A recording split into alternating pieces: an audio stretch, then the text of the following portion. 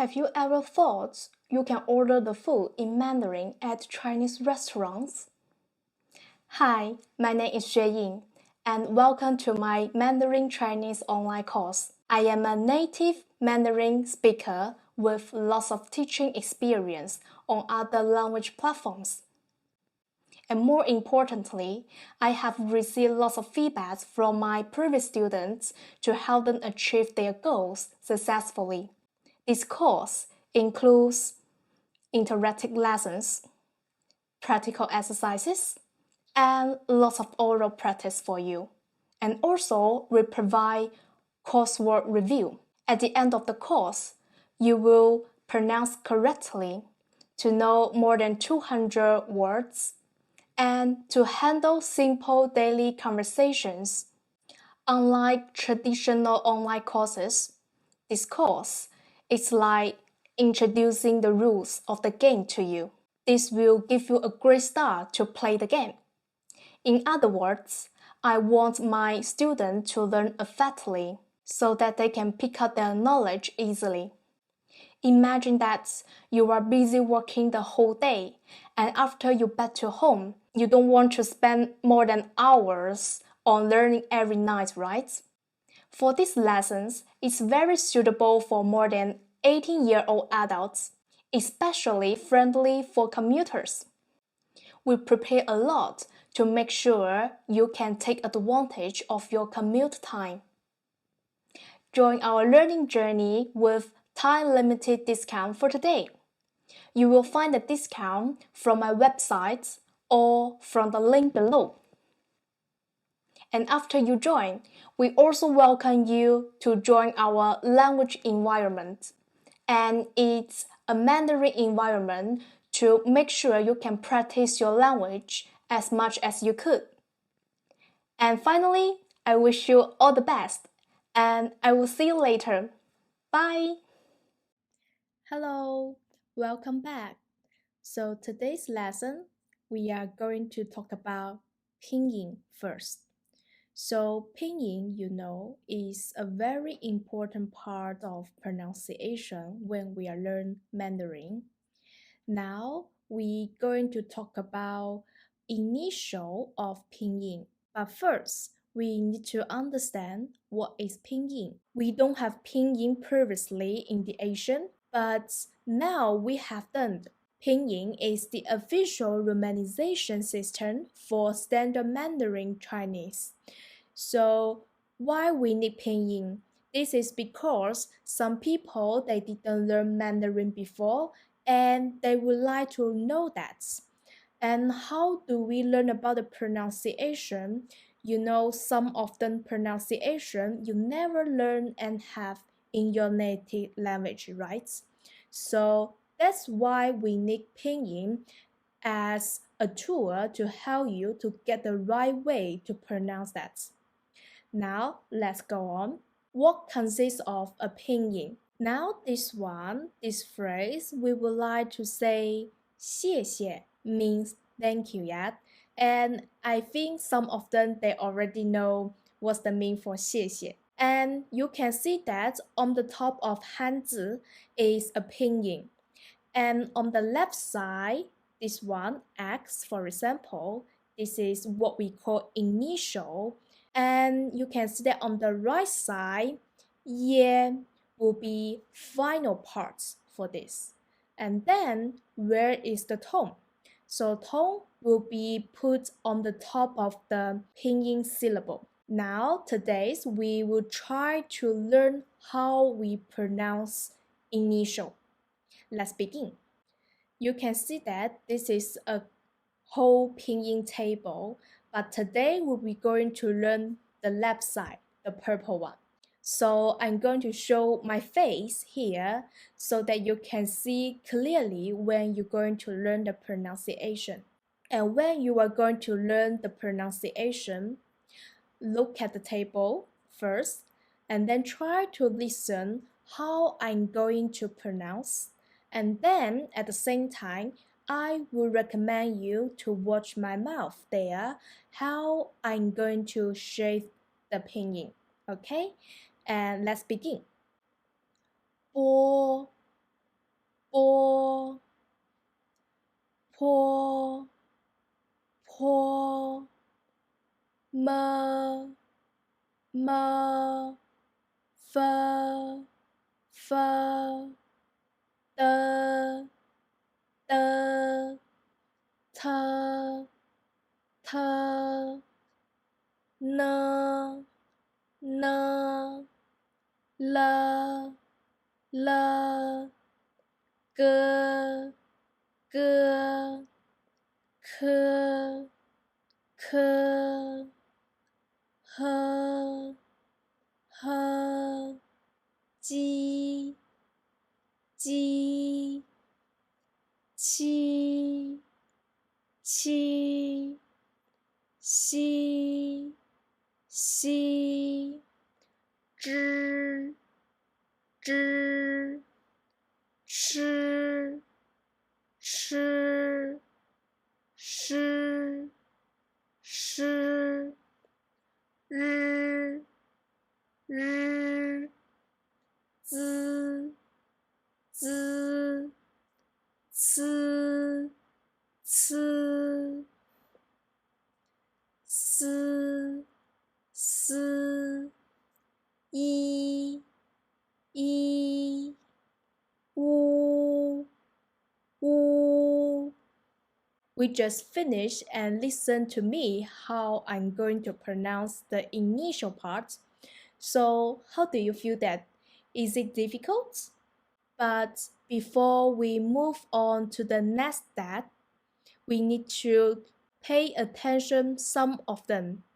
So for example, previously, some of my students, they feel a little bit difficult when they are going to pronounce 鸡, qi, xi. So when you learn this one at the first time, you will feel a little bit confused, right? This is because when you are going to listen to that and you feel it's quite similar and you don't have this pronunciation in your native language, right? So no problem. Let me show this to you. I will use my red pen to circle that. Okay, so first one, the English letter J, this one, we going to pronounce ji, ji. So when I'm going to pronounce this one, you can see my shape of my mouth. I'm going to more like make it wide of the shape, like that. And then how we going to pronounce English letter Q, this one, I'm going to show you. I will pronounce qi, qi. I try to push a little bit air from my mouth, so it's less stress than the previous one, ji. And for the next one, the English letter X. So this one will be more relaxable than the previous one. Okay, less stress. I would like to pronounce xi, xi. Yeah, okay. So this time I'm going to pronounce ji, qi, xi, three together so you can feel the difference, okay? And let's begin. Ji, qi, xi. Okay, I'll try that again. Ji, qi, xi. Okay, so how do you feel that? It's not that difficult, right? And for another part, so you can see there ZH, CH, and SH. So you can see they are quite similar as well, yeah? But this time, we will use the same logic to think about that. But the common point of these three ones, so it will be when you're going to pronounce, you need to curve back your tongue. So I will show you. I will say 知知 So can you feel that I try to curve back my tongue and pronounce them at the same time? Yeah, it's not a flat tone. Okay, and then the second one will be 吃 吃, and then the third one 诗 诗. Okay, now you can see all of them I need to curve back my tone to pronounce. The English letter Z, and the next one C, that's one. Okay, so we can use our same logic way to think about that. Okay, so have a guess this time which one you feel is a stressed one. I pronounce both of them, you can figure out that.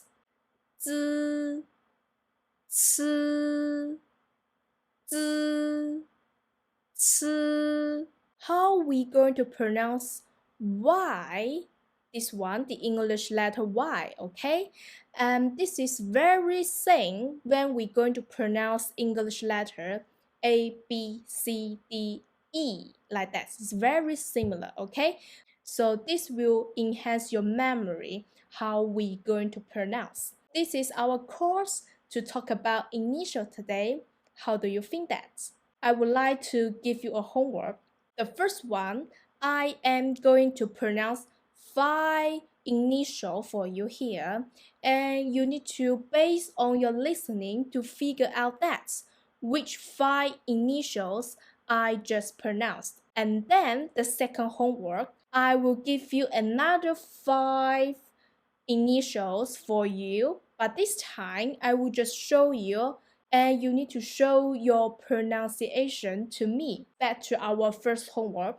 The first homework, I will try to pronounce 波 鸡 七 吃 一. And the second homework, I will show you in our assignments. It's very great to see you there and see you next time. Bye bye. So get ready. Let's start our lesson 2 today. And you can see the screen there is our pinyin table, okay? Last time we learned about the left side, initial one, the purple table. So that's it. And then today we will talk about the right side one, the green table. This will be finals, okay? Now, this time I will pronounce them, all of them together and each of them twice, okay? And this time I would like you to focus is the first one. When I'm going to pronounce the first time, try to listen my voice here, and then at the same time try to focus my shape of the mouth, how I'm going to shape. And then when I'm going to pronounce the second time, you try to follow me again together, okay? So we'll be enhance and practice our pronunciation together. Is it good? Okay, let's begin. Ah, ah, o, o, i,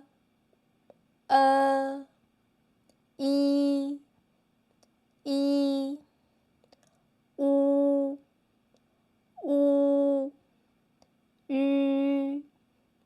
ü, I, a, way, ow, o, yo, yeah, yue,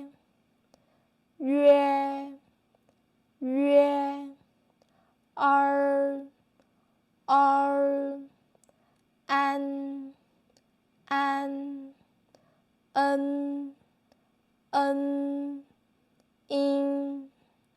in, wen,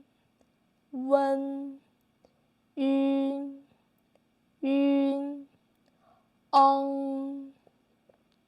on, ong, in,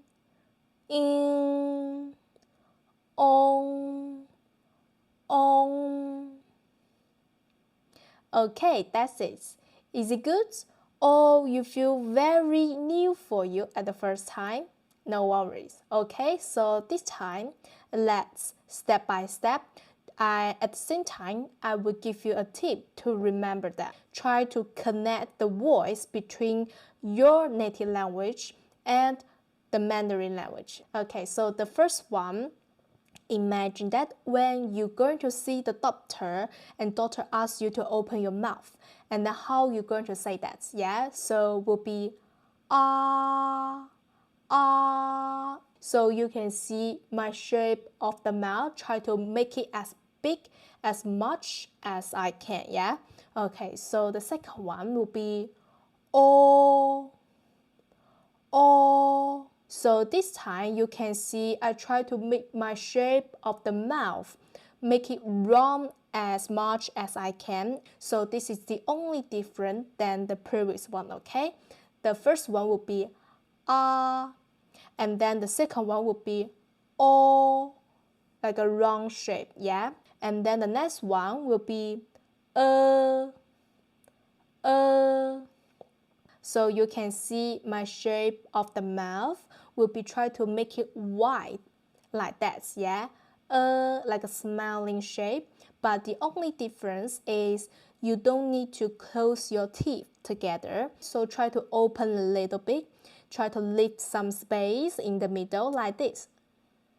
Like that, yeah? And then say and the next one, this will be very easy for you. E. Okay, can you figure out anything to connect with your native language pronunciation? For me, I would like to say it's very similar when we're going to say English letter A, B, C, D, E. E, like that. And the next one will be oo, oo. Okay, imagine that when you need to take a train and you are waiting for a train at the train station, and then this time you can see there is a steam train coming through, okay, and then you can listen to their whistle will be ooh, ooh, like that. This is the same pronunciation when we're going to pronounce that, okay? So is it good to you to remember? Okay, the next one, it will be yu, yu. So this time you can see I try to keep my shape of my mouth is round, but will be smaller than the O one, yeah? So will be yu. The next one, I would like to say I. Can you figure out which one, the tip, you will think is good for you to connect? I would like to say the English letter I. And the next one, I would like to say A. Okay? Which one you think is very similar to connect your native language? I will think it's very similar when we're going to say A, B, C. A, English letter A. And the next one, I would like to say way. So note it down your tip. And the next one, I would like to say ow. So you can see my shape of my mouth like this. Ow. And next one, I would like to say oh. So this one is very similar when you're going to say OPQ in English letter. And the next one, I would like to say yo. This one, I would like a T like YO in English words, okay? It's like yo. And the next one, I would like to say yeah. It's very similar when you're going to pronounce yeah, Y-E-A-H English words. Yeah, it's very similar. And then next one, I would like to say 约. You can see firstly, there are two syllables combined together, and then the first one will be yu. When you're going to pronounce this one, you need to keep your shape of your mouth look like a yu, the shape, yeah, okay, yu, okay. And then when you finish this pinyin together, you will use in the end, yeah, the shape of my mouth look like this, okay. And this time you will have two sounds, yeah. And then this one we need you to combine their sound together. So try to speak them quickly to connect them together. Yu, yue, yue, yue. Okay. So try to keep practicing. The next one you can see R in the end. So this means you need to curl back your tongue. R. R. And next one would be an. I would like to say look like an apple. Very similar when we pronounce like an English words, yeah. And the next one will be firstly, and then in the end, okay. So this means you need to put your shape of your mouth like and then in the end. That means you need to pronounce them like a front nasal sound, okay?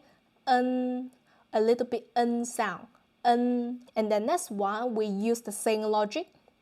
In, it sounds like very similar the English words in, like that, yeah, in the company, in. And next one would be firstly, and then with the n sound in the end. So combine them together and speak quickly. Will be when.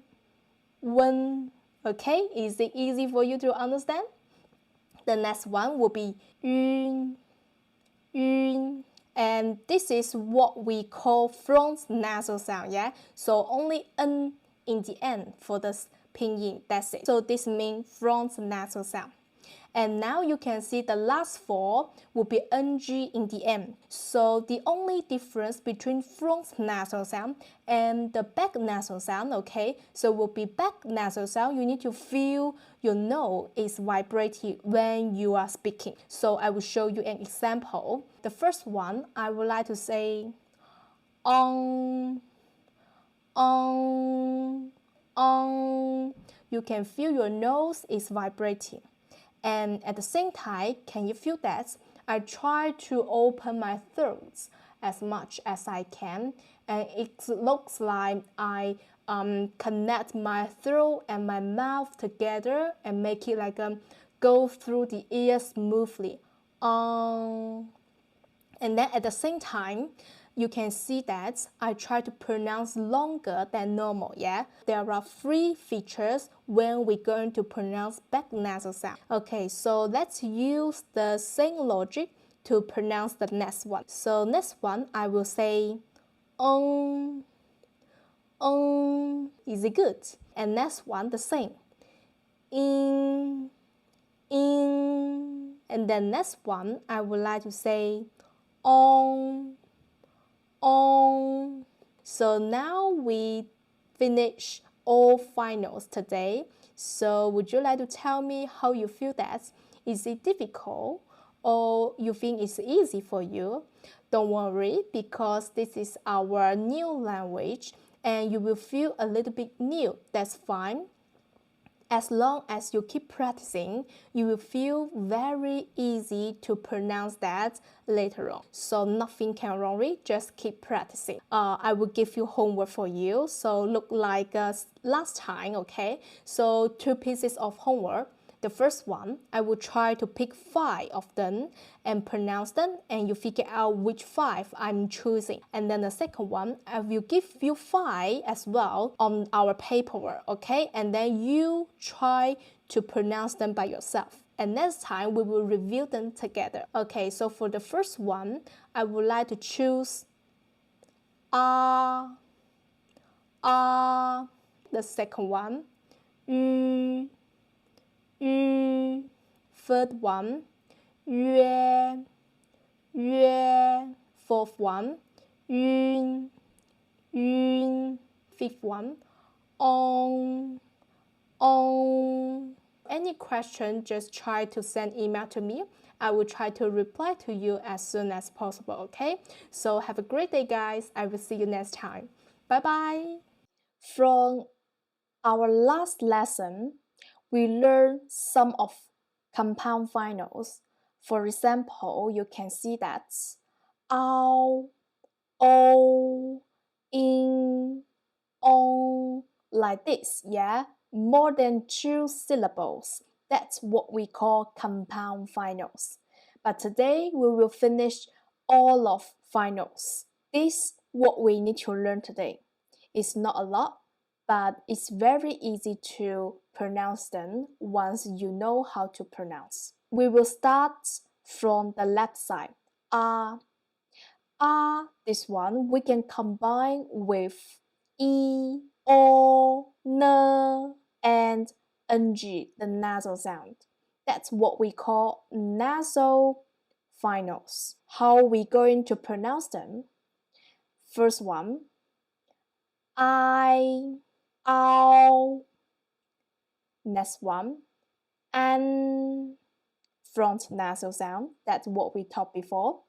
And the next one, back nasal sound. Now I will give you 10 seconds to quickly think about what's the difference between front nasal sound and back nasal sound.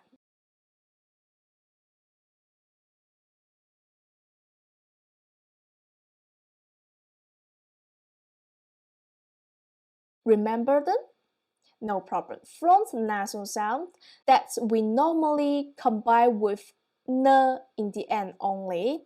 We don't need to feel our nose vibrating, but for the back nasal sound, when you are pronouncing them, you will feel your nose vibrating when you are pronouncing.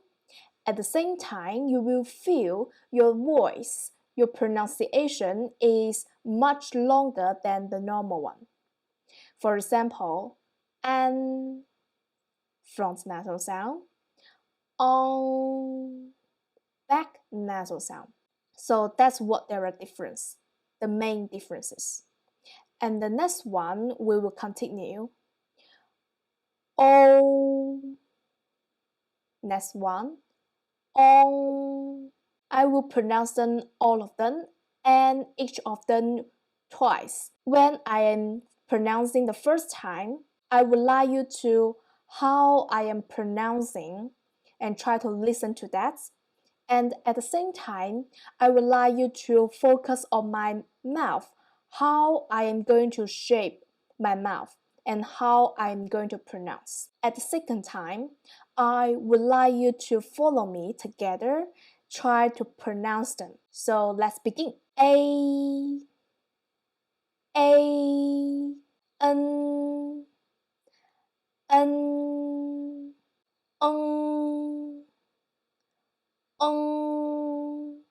R, R. To the next one will be quite a lot, okay? But it's not difficult. We will try to learn together. Ya, ya, yao, yao, yen, yen, yang, yang, yeah, yeah, yo, yo, in, in, in, in, yong, yong. How do you feel that? Is it difficult or is easy for you? Let's continue to the next one. First one, wa, wa, why, why, one, one, wong, wong, wo, wo, way, 微温温约约冤冤晕晕 Now you listen all of them. That's how I'm going to pronounce them.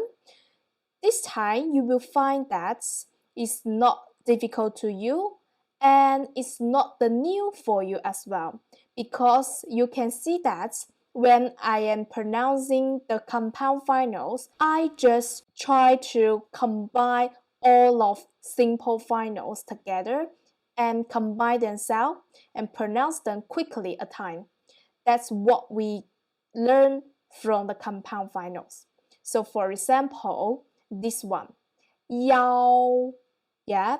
So you can see that the simple finals, we learned from previously. Second finals that combine with it will be ao, yeah. This time, I try to combine these two simple finals, the pronunciation together, and try to pronounce them quickly at a time.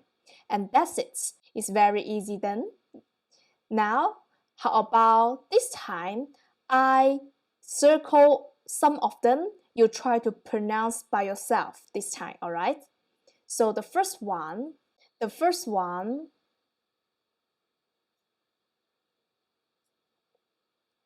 okay, the second one,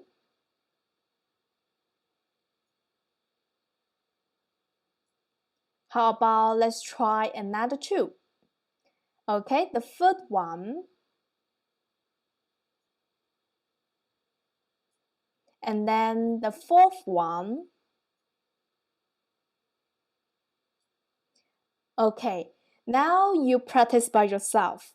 How do you feel that? Okay, this time we learn all of compound finals.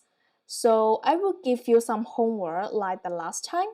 I will pronounce 5 of them and you will help me to find out which 5 I am choosing. And the second homework, let's swap. I give you another 5 finals as well. You try to pronounce by yourself this time, and then we will review them together. The first homework, I am picking the first one is wa, wa.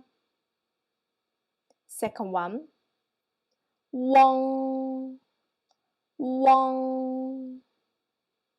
Third one, 约 约 Fourth one, 用 用 The last one, 窝 窝 Okay, that's it. And then I will give you another 5 for you and you try to pronounce by yourself this time. Okay, I will circle them with the red pen and focus on there. The first one, and then the second one, and then the third one. Okay, and then the fourth one, and we just practice that. And then let's try the last one, will be this one. Okay, that's it for your homework. When you're finished and you are ready, we can move to the next step. See you later. Have a great day. Bye. Welcome back. How was your last lesson? How was your homework? Today, let's quickly review our homework together. Let's review the second homework together. Did you remember last time I gave you 5 pieces finals for you and you try to practice by yourself first, yeah? This time, let's review together. The first one, 腰 腰 and then the second one, this one. The first one, 一 and combine with yeah? And we will pronounce young, Young. Okay, it's easy, right? Let's quickly go to the third one, this one. U and with I together, yeah? And how do you pronounce? I would like to say Y, Y. Yeah, and then let's try the next one. This will be wo, wo, wo.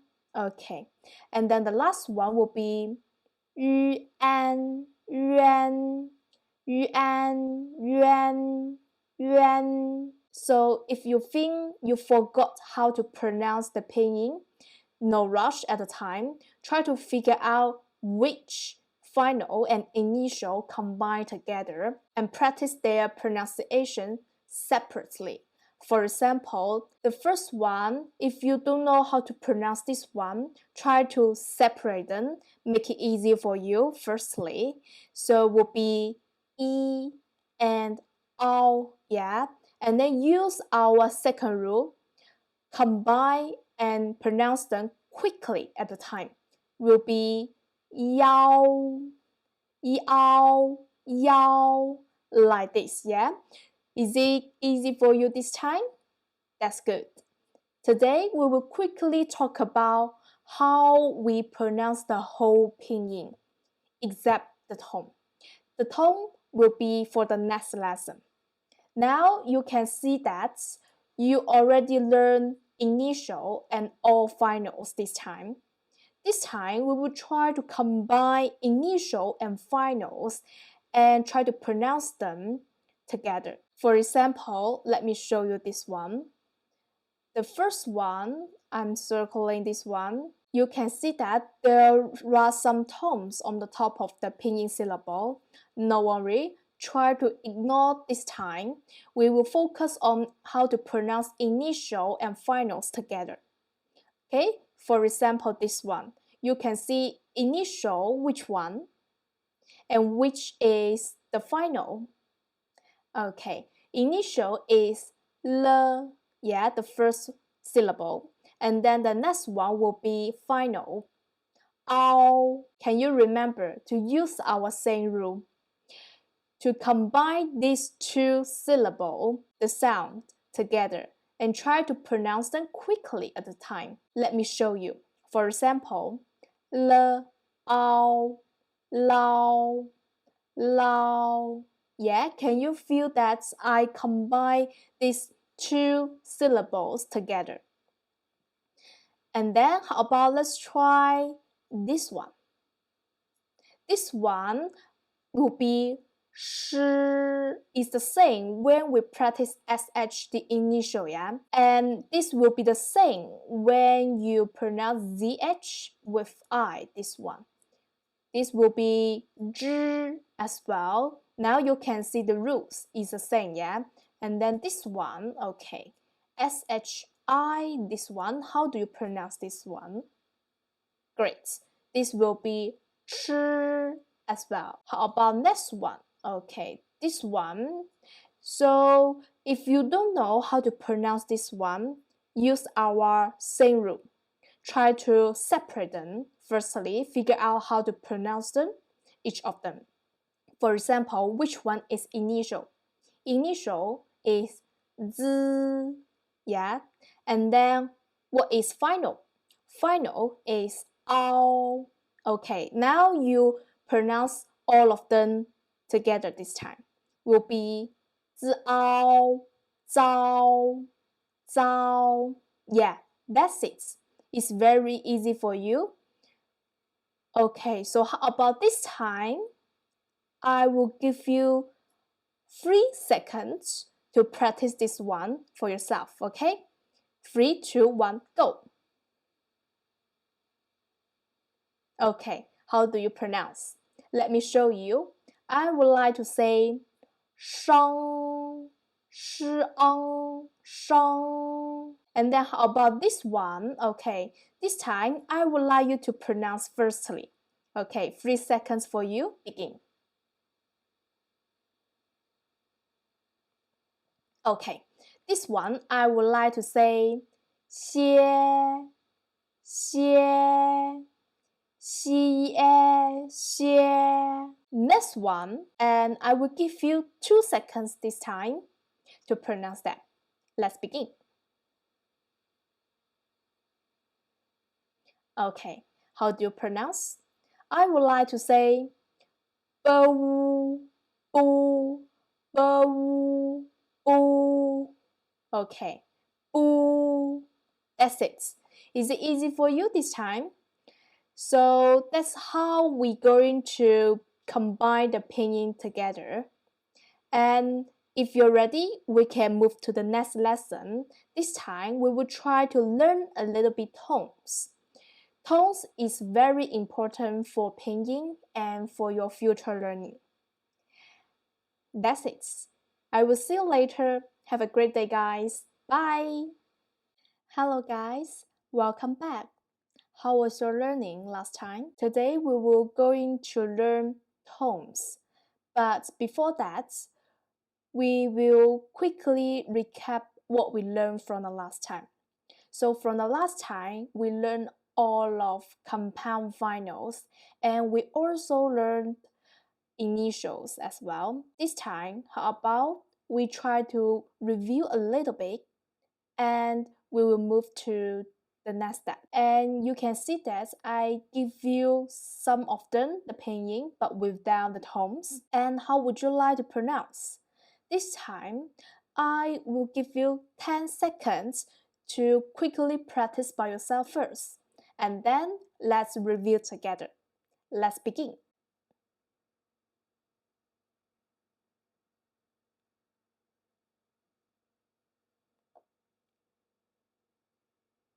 Is it difficult to you? No worries. Let's review together. So the first one, ba, ba, ba. Next one, le an, lan, le an, lan. I o, yo, i o, yo. Ting, ting. Xi ang, xiang, xi ang, xiang. Hou ang, huang, hou ang, huang. Xian, xian, xian. So I can see that you learned them very well. Sometimes if the pinyin with the same syllables and with the same tones as well, they will have different meaning and different hands as well. When you're going to learn Mandarin, one pinyin will be with one hanzi. That's it. But actually, we will have 5 tones. Normally, we will focus on 4 tones. The 5th tone is not very essential and it's easy for you once you learn another 4 tones. So this time, we will focus on 4 tones. Now, let's look at the first tone here. Can you remember when we practice our pinyin pronunciation, we always use the first tone to practice. This is what we just practiced, yeah? Can you remember when we're going to practice this pinyin without the tones? I always use the same tone to practice that, yeah? So for example, ba, lan, yo, ting. Always use the same tone to practice the pinyin only. So this one, that's what we call the first tone. You can see that this first tone is quite higher level and then will be the flat tone as well. But if you think that it's difficult to find the level to get your first tone, no worries. Give you the easy tip to remember. When your first time to learn about a tone, try to remember first tone is more like a do, re, mi, fa, sol, sol. That level is very similar with our first tone. And how about the second tone? So let's go back to our slide again. Now you can see the second tone, the sign here will be like this, yeah? This means you need to pronounce like a rising tone. For example, 蓝、白、But if you think it's very difficult to remember the tone, I give you a tip here. The second tone is more like a questioning tone. For example, if you speak English like what, where, when, like that, yeah, you can see that if you say what, use that tone like our second tone to connect them together. Now you can see that try to practice, use our questioning tone to practice the first one. How do you pronounce? Okay, you will practice firstly, all right? Give you 3 seconds. I would like to say ba, ba, like a what. Use the same tone to say that. What, ba, ba. Yeah, is this very similar, right?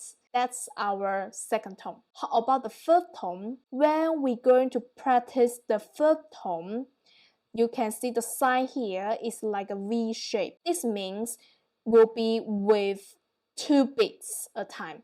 So the first beat will be go down first, and then the second beat, you need to go up your voice a little bit. It's more like a falling tone first and rising up in the end quickly. I will give you an example. We will use our same pinyin syllable again. This one, how we're going to practice the third tone. I would like to say ba, ba. Now, can you feel that when I am practice this pinyin syllable with the third tone, I pronounce with 2 beats, yeah? Firstly, go down, and then the second beat will be quickly go up a little bit. And let's try that again. Ba, ba. You will follow me again. Let's say that twice. Ba, ba. How do you feel that? Previously, some of my students, they feel it's difficult to pronounce the third tone. This is because when they try to pronounce the first big falling tone, they didn't falling lots of them. So that's why they think it's easy to get confused with the second tone and then the third tone together. So when you're going to practice the third tone, it's very important to falling in love. Now, how about let's try the fourth tone? Fourth tone is quite easier for you. You can see that fourth tone, the sign will be opposite than the second tone, yeah? This means you need to falling down. I will give you the example with the previous one. So for example, like this. I would like to say ba, ba, ba. So the fourth tone, when you are pronouncing the features of the fourth tone, you need to make it shorter and stronger, and with the falling tone as well. All our fourth tone here. The most important to differentiate the tones is to try to find some tips to remember what makes them different. For example, the first tone will be higher level than the other tones, and then also it's the quite flat. And the second tone will be like a questioning tone and rising up. The third tone will be with the 2 beats combined together. Firstly will be falling down first, and then go up a little bit in the end, 2 beats.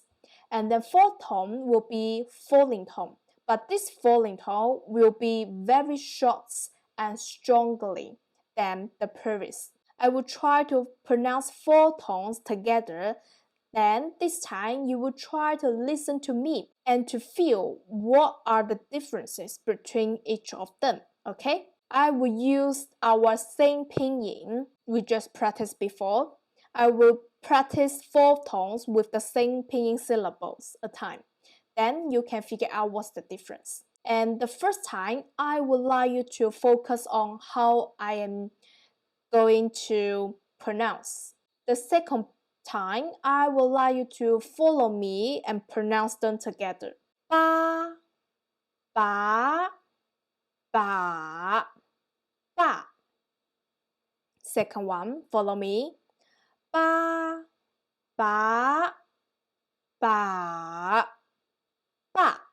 How do you feel that? Do you feel any difference between these four tones? Okay, try to recap again by yourself. And then let's try to practice a little bit with different pinyin. We just practice this one. Okay, how about this one? I will try to practice for you first, and then the second time, I would like you to follow me together. First one, lan, lan, lan, lan, lan, lan, lan, lan. The next one, I would like you to practice by yourself first, and then when you practice the second time, I will practice with you together so that you can figure out which one you feel is still confusing you. I will give you 5 seconds to practice the third one. Now begin.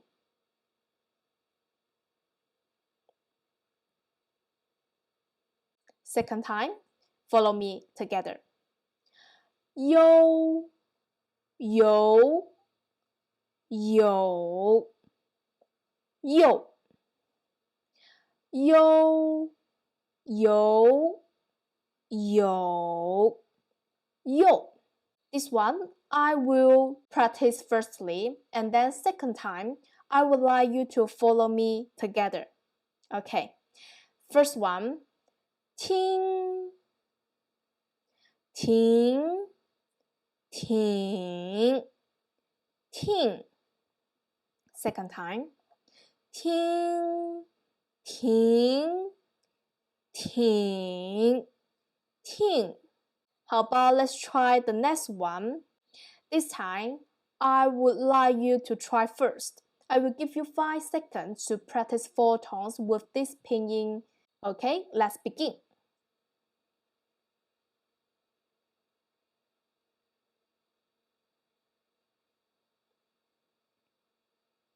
The second time, follow me again. 香，香，香，香。How about let's try the next one? The next one, I will practice for you first, and the second time you will follow me again. First time, 慌，慌，慌，晃。Second time, follow me again. 慌，慌，晃，晃。And then for the last one, how do you practice that? The first time, you first. I will give you 5 seconds.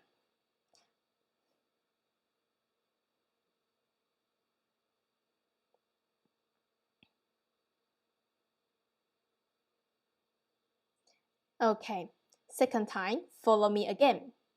先，咸，咸，线。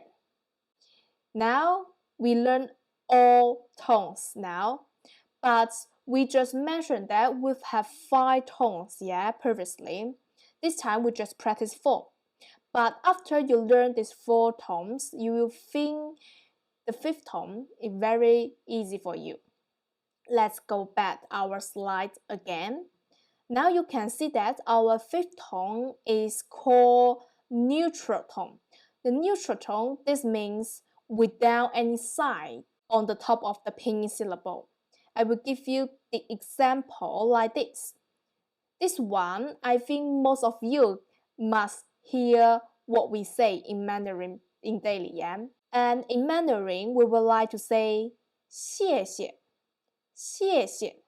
Now you can see that the first pinyin I just pronounced with the 4th tone, but the second one you can see that only with pinyin syllables, but without tones on the top, yeah?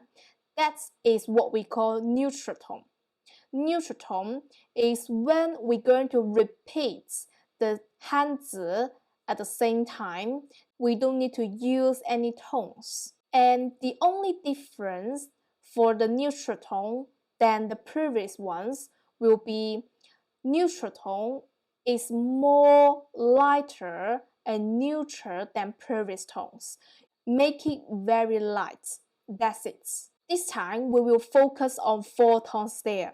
Now I will give you some examples, but I will just practice by myself, all of them. This time you will try to figure out what's the difference. Try to listen to them carefully, and then once you figure out what's the difference between each of them, and you will easily pronounce them by yourself. Now I will practice previous 3 firstly. Let's begin.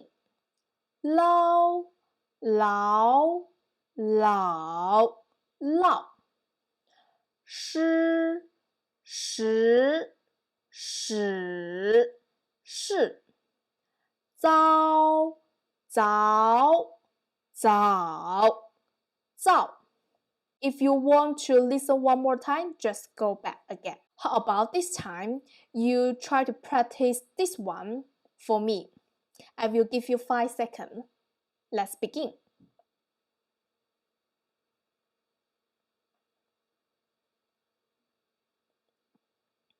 Okay. This time, I will try to give you some greeting phrase, but I won't ask you to remember what their meaning at the moment. This time, we only focus on practicing pronunciation.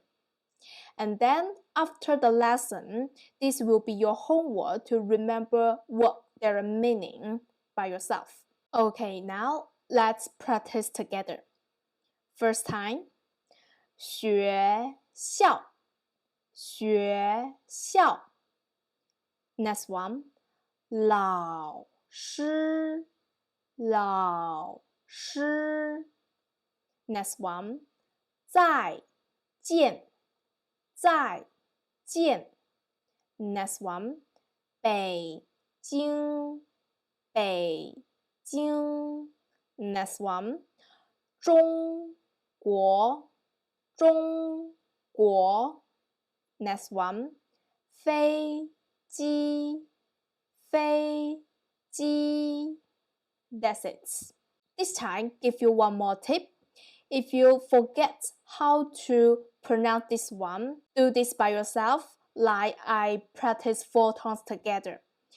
So, for example, if you forgot how to pronounce this one, this pinyin with the 5th tone, and this time I would recommend you use the pinyin syllables and practice this one with the 4 tones together. And now you can figure out which one is 5th tone and how to pronounce. For example, 老老老老. Now you can see that how do you practice 5th tone, yeah? 老. And it's easy to you to figure out that. How do you feel that? This is all we talk about today. I will give you some homework for you. You will try to practice all of them by yourself with the tones this time. And then for the next time, the lesson, we will review together. And that's it. I will see you later. Have a great day, guys. Bye-bye. Hello, guys. Welcome back. How was your last lesson? Today, we are going to learn about tone change rules. You just have one more step to master your pronunciation in Mandarin. That's very well done.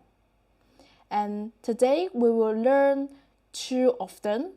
But before that, let's quickly recap our pronunciation. For example, you can see this slide. This is what we showed from the last time. But this time, I will show 2 of them for you, and let's quickly warm up the first one.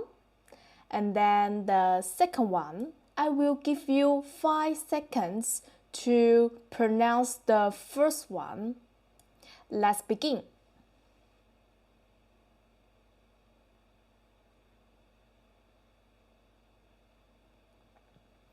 Okay, now the second time, I will pronounce for you.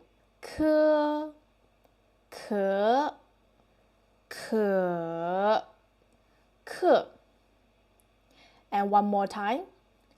科可可可 And then the next one, I will give you 5 seconds as well.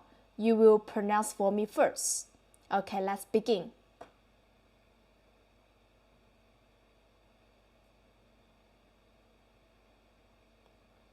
Okay, and now the second time, follow me again. 七起起气 One more time. 七起起气 Okay, now let's practice all of them.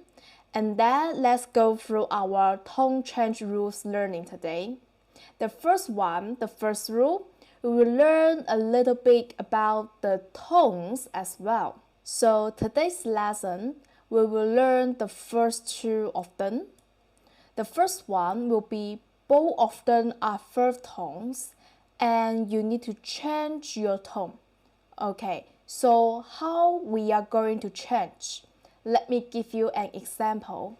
Now you can see that the first one, the phrase, and you must know that when you're learning and listening to the Mandarin, and all people will always say 你好 first.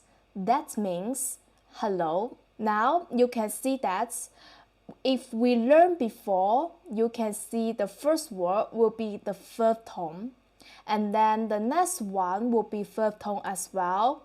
So based on our previous learning, you will feel that the pronunciation should be 你好.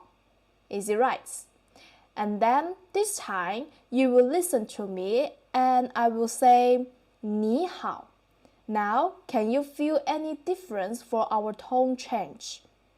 Okay, so you can see that when I'm going to say this phrase, I would like to change my tone from the third tone to the second tone. For another example, but firstly, how we going to pronounce them, each word. For example, you can see the left side. Okay, and the first one we will pronounce 水, and then the second one 果. And based on our previous learning, you must think that the phrase will be 水果. Is that right? But now, if they combine together in a phrase, this will be 水果, not 水果.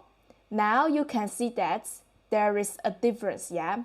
So this is because when there are 2 words and both of them are third tone in the same phrase or in the same sentence, we will try to change our first word to the second tone. If we change like this, this will make us easy to pronounce them and say that in daily will be much more easier and simply.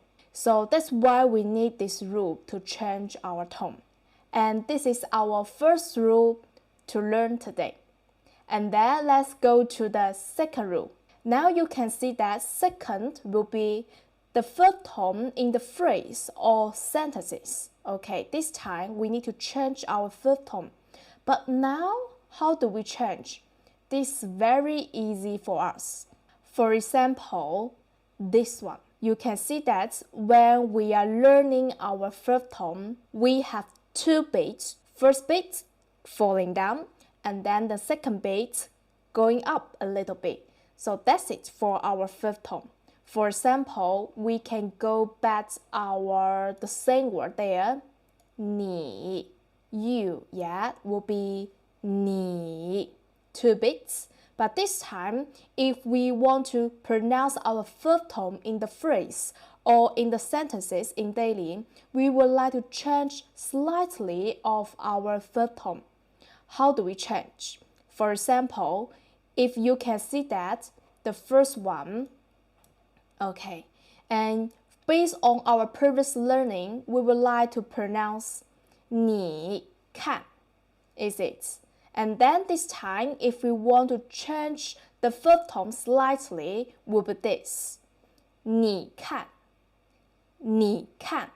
Okay, I will pronounce the first one, the old one that we learned before, and then the second one we will learn today. And you can recognize what's the difference there. And let's begin. First one, 你看. Second one, 你看. Yeah, so do you feel that which one you think is much more shorter or much more easier for you in daily? Yeah, you will think that the second one will be much more easier for you. This is because when we are going to pronounce the verb tone in the phrase or in the sentences, we would like to ignore the second bit of the verb tone in daily. This makes our speaking much more quicker than before. For example, let's see the second phrase. Okay, so I will pronounce the two ties together and you'll think that what's the difference. And then for the first old version that we learned before, we would like to say 你来. Okay, and then this time we learn will be 你来. Okay, can you think that I ignore the second bit of the pronunciation when I am pronouncing the first word? And this is our second rule that we learned today. Is it easy for you? But at the first time, if you just learn Mandarin, you will think a little bit confused and you will think it's very similar when we pronounce this new verb tone like our pronouncing the second tone, yeah? Okay, so let's quickly recognize them. So this time, if we pronounce the new verb tone, we will just falling down, okay? And then when we're going to pronounce the second tone, it's more like a rising up like this. It's like a questioning tone. Now you can see that there are differences, yeah? You may think that the new verb tone that we learned today is very similar like we learned the fourth tone. Okay, so how about this? I pronounce this one, the pinyin, the same one. Okay, how about this? So this is what we just learned. And then I will write it our fourth tone as well. I will pronounce them randomly and you can figure out by yourself and try to listen them carefully, okay? And figure out what's the difference. The first one, 你. And second one, 你. Okay, I will try that again. 你. Second one, 你. I pronounce them and both of them there are falling tone. But why you can feel that it's a little bit different? This is because when we are going to pronounce the verb tone, we will focus on the first bit, but we will just try to make it falling slowly. And then if we want to pronounce the fourth tone, we want to make it as the falling tone as well, but this time we would like to make our fourth tone stronger and then the shorter than before will be 你. 你. You can feel that my pronunciation is much more stressed than the third one, yeah? So I will try to say that again. 你. Yeah, go down in the end, yeah? And the fourth tone will be 你. 你. 你. Now you can see that there are a little bit difference, yeah? But don't worry if you feel a little bit confused because you're just learning. And if you keep practicing by yourself, you will easily figure out what's the difference. So no stress, no worries, all right? And that's our part 1 for learning the tone change. And if you're ready, finish our homework and then you can move to the next step. Thank you so much, and I will see you next time. Bye-bye. Practice together. Let's go back our first rule that we learned today. And this is our first rule. this what we call in Mandarin is 三声变调 is our first rule that we learned today. I will give you 5 seconds to practice 3 of them, but no worry if you didn't finish that. If you would like more time to practice yourself first, try to pause the video there and finish your practice, and then we can keep on. Let's begin.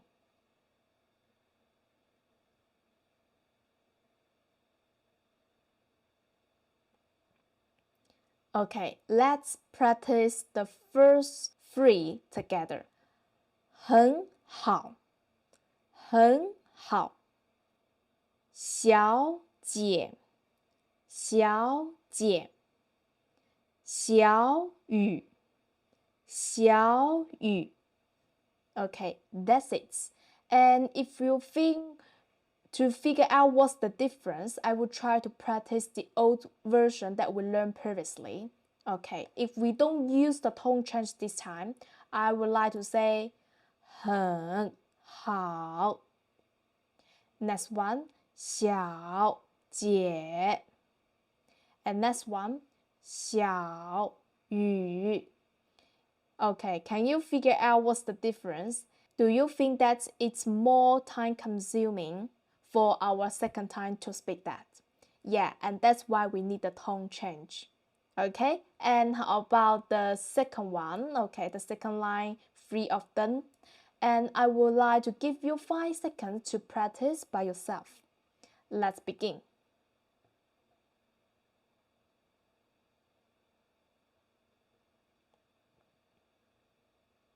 Okay, let's practice them together. Follow me again.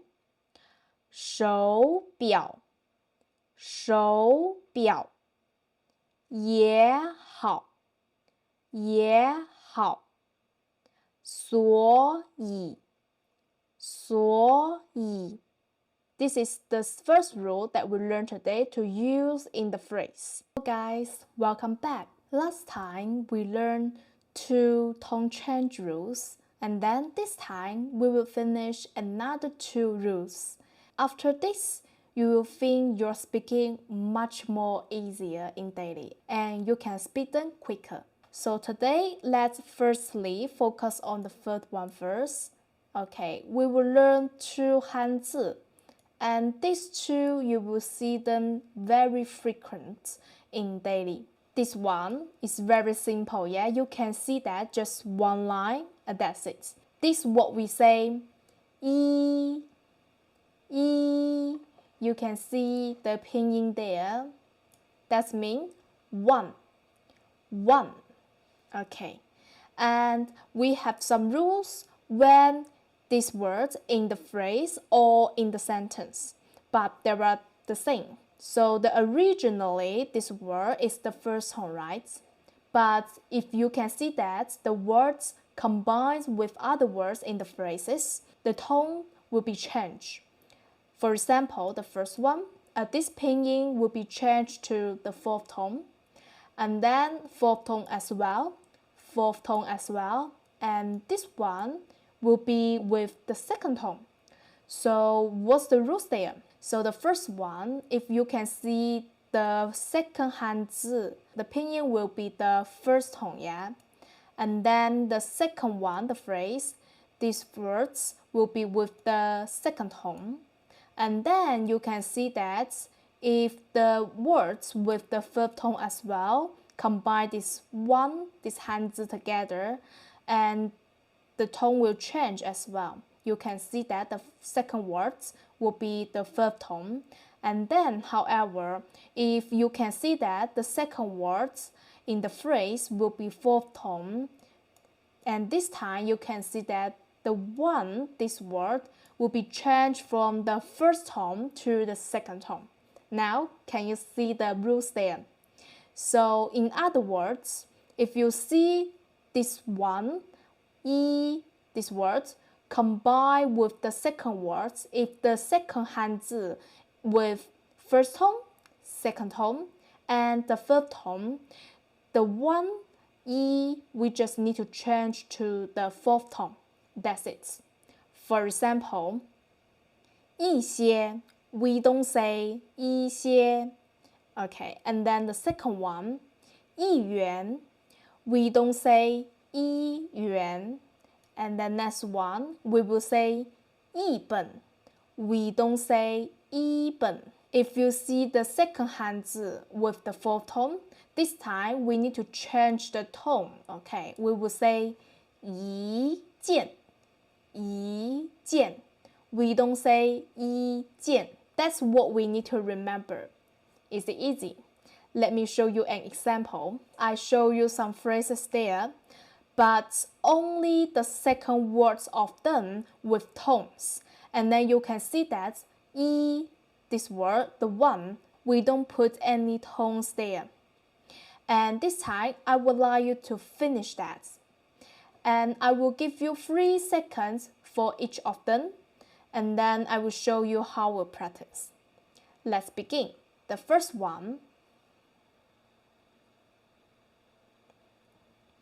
we will say 一天 一天 Next one, 3 seconds for you.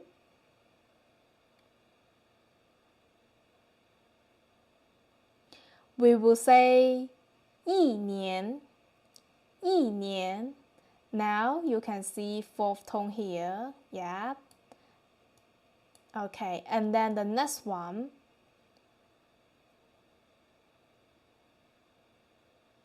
一点 一点 That's it. And then this one, 3 seconds for you.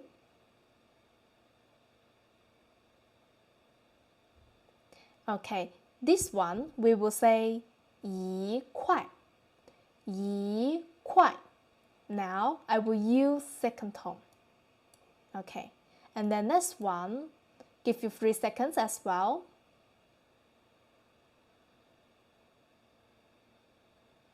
I would like to say 一些 一些 Fourth tone there. Okay, and then next one, how do you say? 3 seconds for you.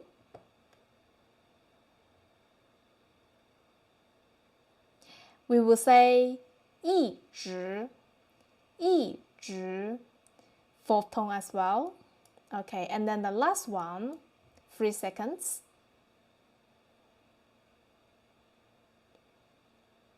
We will say 一起 一起 Fourth tone as well. Now you can see that most of the time we will say this word 一 as the fourth tone, but only some of them we will say second tone, yeah? And you can see that as long as the second 汉字 combine together there, and then there are fourth tone as well, this time you need to change 一 to the second tone. That's it. And you can see that most of them we will use as the fourth tone. And when we can use the first tone, okay, for example, if you say this word 一 the one singly alone, we just use the original tone, first tone 一, that's it. Yeah, and this what we learn, and that's it. And then let's go through another words you will see frequently in daily. And this word will be this. Original tone, singly, we would like to say 不 不. Fourth tone, this means no or don't. How do we change? This very similar, the same logic like the first word we learned, but this time how we change? Let's see. If the second 汉字 is the first tone, and the second word with the second tone, another word with the third tone, this time we will need to change our word 不 to the fourth tone and make it the same. We don't change. And then if you can see the second 汉字 will be with the fourth tone, this time we will need to change 不 to the second tone. So we don't need to change a lot this word based on the previous one, but you need to focus on that as well. For example, the first phrase, we would like to say 不喝不喝. Second one, 不来不来. Next one, 不买不买.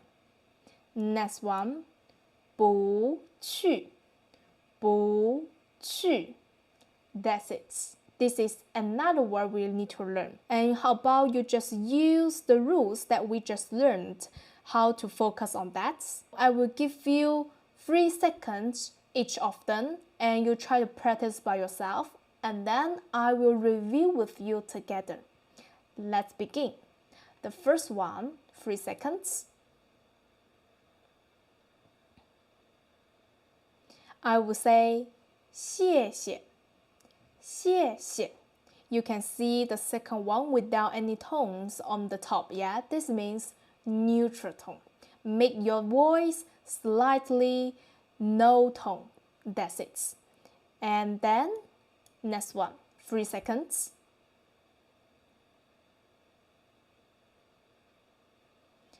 I would like to say 不客气不客气. Now you can see that when we are speaking, we need to change the tone. But when we are writing down, we still make it originally without any change. Yeah, for example, this one we just talked about. We just make the first word to the second tone, yeah? 不客气. When we write it down, we won't change. All we need to change just based on speaking, focus on the next one, this one. Use our rules previously we learned before and practice that again. 3 seconds.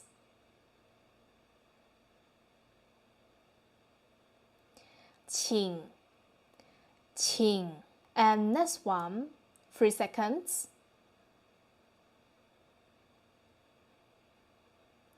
Qing wen. Now you can see that I make my third tone with 1 beat only and focus on the first beat and ignore the second beat. Next one, 3 seconds. 抱歉 And next one, 3 seconds for you. 对不起 We don't need to change the middle one. You can see that the second words there, 起 with the third tone, not with the fourth tone. We just need to keep our 不 originally. And then how about next one? This one, I will give you 3 seconds. 没关系 That's it. Now the last rule. So you can see that 乌 with 西 qi, ji, yi this time. Okay, what's that mean? For example, the 4 there will be initial, yeah? And then 乌 will be final that we learned before. When we use these 4 initial and combine with 乌 together, this time we need to change our tone. For example, like this. How do you pronounce this one? Based on our learning, we will say 七乌 chu like this, yeah? But unfortunately, we don't have this sound in Mandarin. This one, we would like to say 吁 chu, chu, like 吁 sound that we learned before, yeah? 吁 will be with 2 dots on the top of the wu. And that's it, yeah?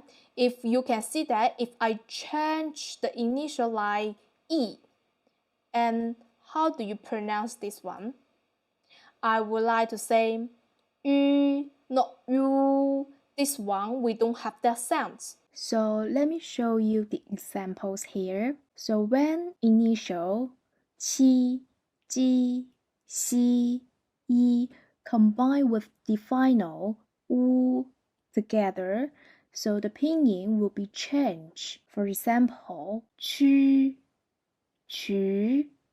取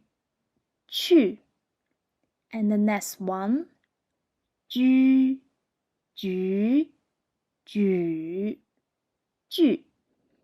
the next one 虚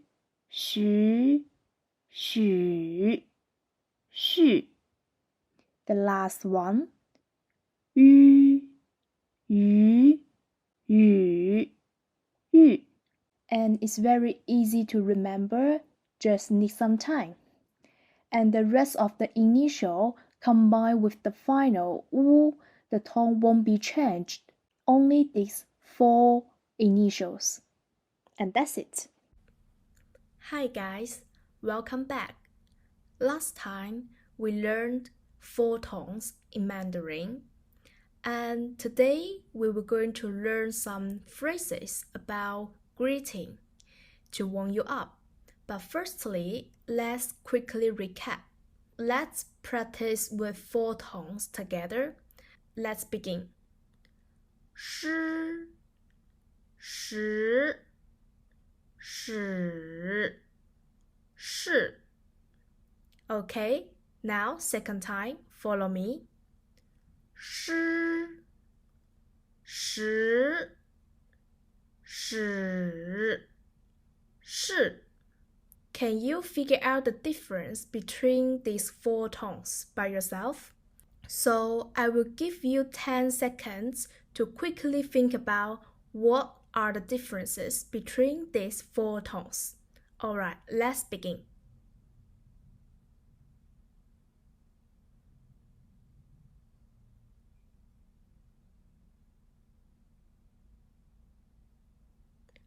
And for the first tone is what we call flat higher tone.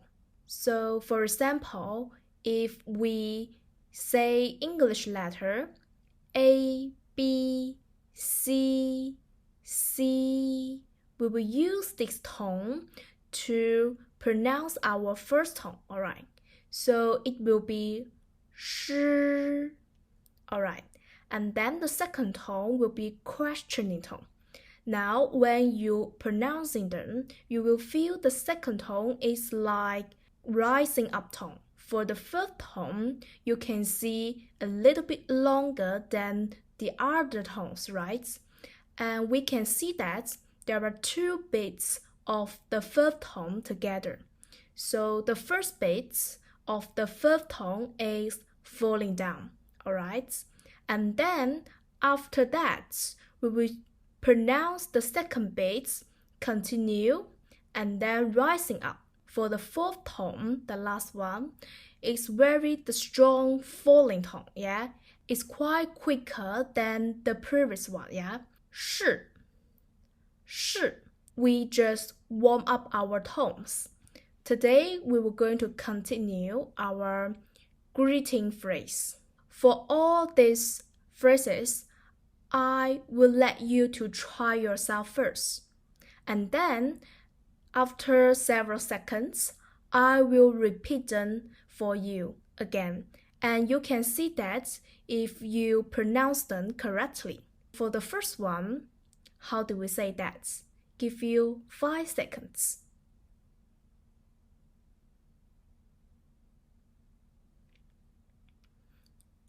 And I will say 谢谢 谢谢 This means thank you. Next one. Let's begin.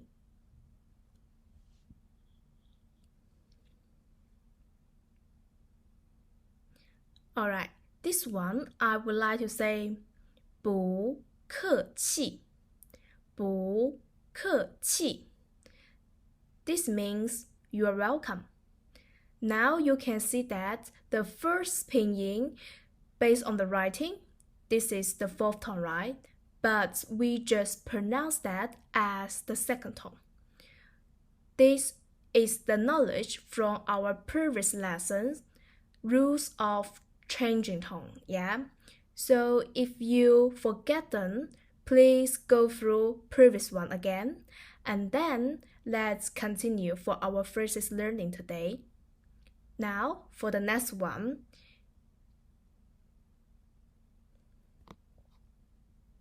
This one, I would like to say 请 请. Alright, and next one.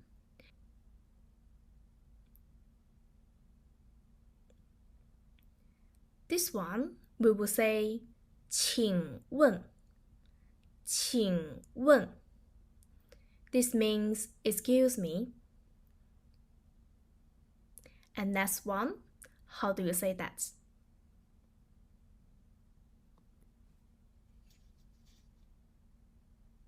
Okay, and next one, I will say 抱歉抱歉.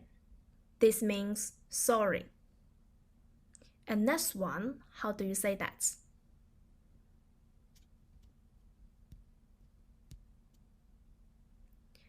I would like to say 对不起对不起. This means I'm sorry. It's a serious one to say sorry. And if you say sorry, the previous one, 抱歉, this means less serious. So it's a quite casual one. It's not very formal. But if you make a big mistake and you think this is very serious and formal, it's better to say I am sorry. 对不起, this one. Okay, so let's go to the next one. How do you say that?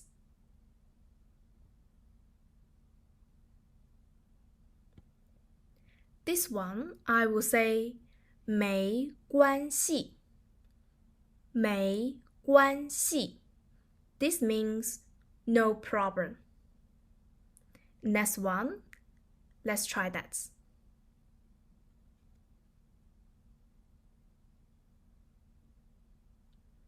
I would like to say 不好意思不好意思. This means excuse me. And this time, this very similar like 抱歉, like that, is a casual one. It's not very formal. So if you make a small mistake in daily, you can say that most of the time. Okay, we just learned all of that. Can you remember? So let's quickly recap all of them. This time, I will speak twice of each, and you can listen at the first time and follow me at the second time. Let's begin. 谢谢谢谢 Thank you. 不客气不客气 You are welcome. 请请 Please. 请问请问 Excuse me. 抱歉抱歉 Sorry. 对不起对不起 I'm sorry. 没关系没关系 No problem. 不好意思不好意思 Excuse me. Now we just learned 8 phrases today. So today's homework for you will be try to pronounce them correctly by yourself. And if you forget them and how to pronounce, please go through this lesson again. And then for the second homework for you will be try to memorize the meanings there. And this very useful for you in daily. If you're ready, we can go to the next lesson. Thank you. Hi guys, welcome to our second lesson of greeting phrase. And today we were going to learn another 6 greeting phrases there. But let's quickly recap what we learned before. So the first one, how do we say thank you?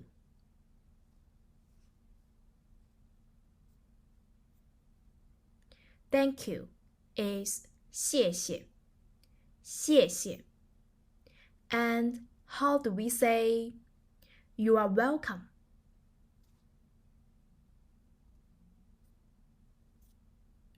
You are welcome. 不客气，不客气。And next one, how do we say I am sorry?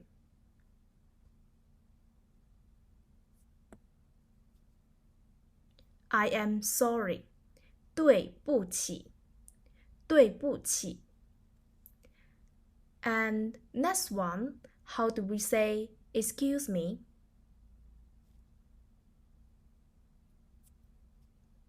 Excuse me, 不好意思，不好意思。Alright, so we just finished our recap, and then let's quickly start our lesson today. This time, we are going to learn greeting phrase of saying goodbye. How do we pronounce first? 5 seconds for you. You can try first.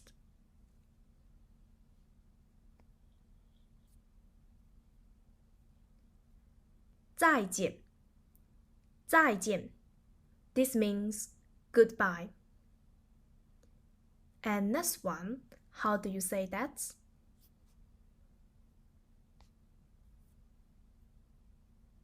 晚安，晚安. This means good night. And next one.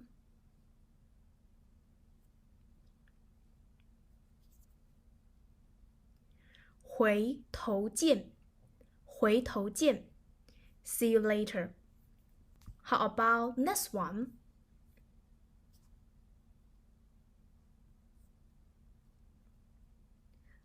周末愉快，周末愉快. Have a nice weekend. And next one.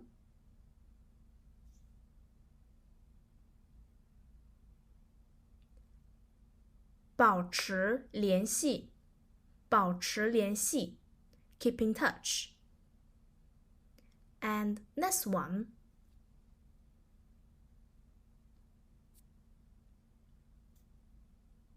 一路顺风，一路顺风. Have a smooth and safe journey. And that's what we learned today. Is it easy for you? So let's quickly go through again. This time I will say them twice of each. You can try to listen and then follow me by yourself. Alright, let's begin. 再见，再见. Goodbye. 晚安，晚安. Good night. 回头见，回头见. See you later. 周末愉快，周末愉快. Have a nice weekend. 保持联系，保持联系. Keep in touch. 一路顺风，一路顺风. Have a smooth and safe journey. And that's what we learned today. And here's your homework. Try to pronounce them correctly by yourself, and then try to memorize the meaning as well by yourself. 再见. Hi guys, welcome back.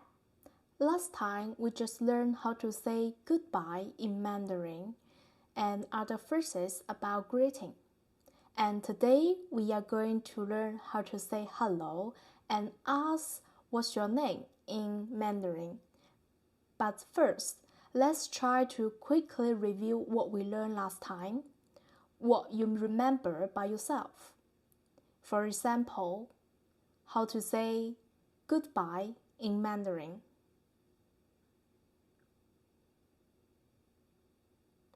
'Goodbye, 再见,再见. And next one, how to say good night. Good night, 晚安, 晚安. And next one, how to say see you later.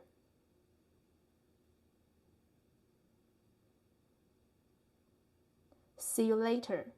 回头见，回头见.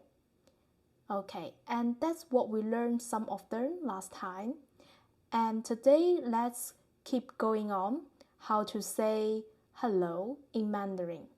And also, we will learn how to say subjects in Mandarin. How do we say I? And what we pronounce is 我. And how do we say you? 你. And how do we say she? 她. Alright, and how do we say he? 他 as well. 他. And now you can see that he and she, what we pronounce will be the same. But the only difference is when you're going to recognize the hanzi and writing, they are slightly different of the left side. So it's very easy to recognize. Now you can see in English, if we need to change from I to me and change from he to him or she to her. But in Mandarin, we don't need to change that. We only have one way to describe the subjects, no matter it's subjects or objects. And this is another difference between English and Mandarin. But this is very good for you to remember that.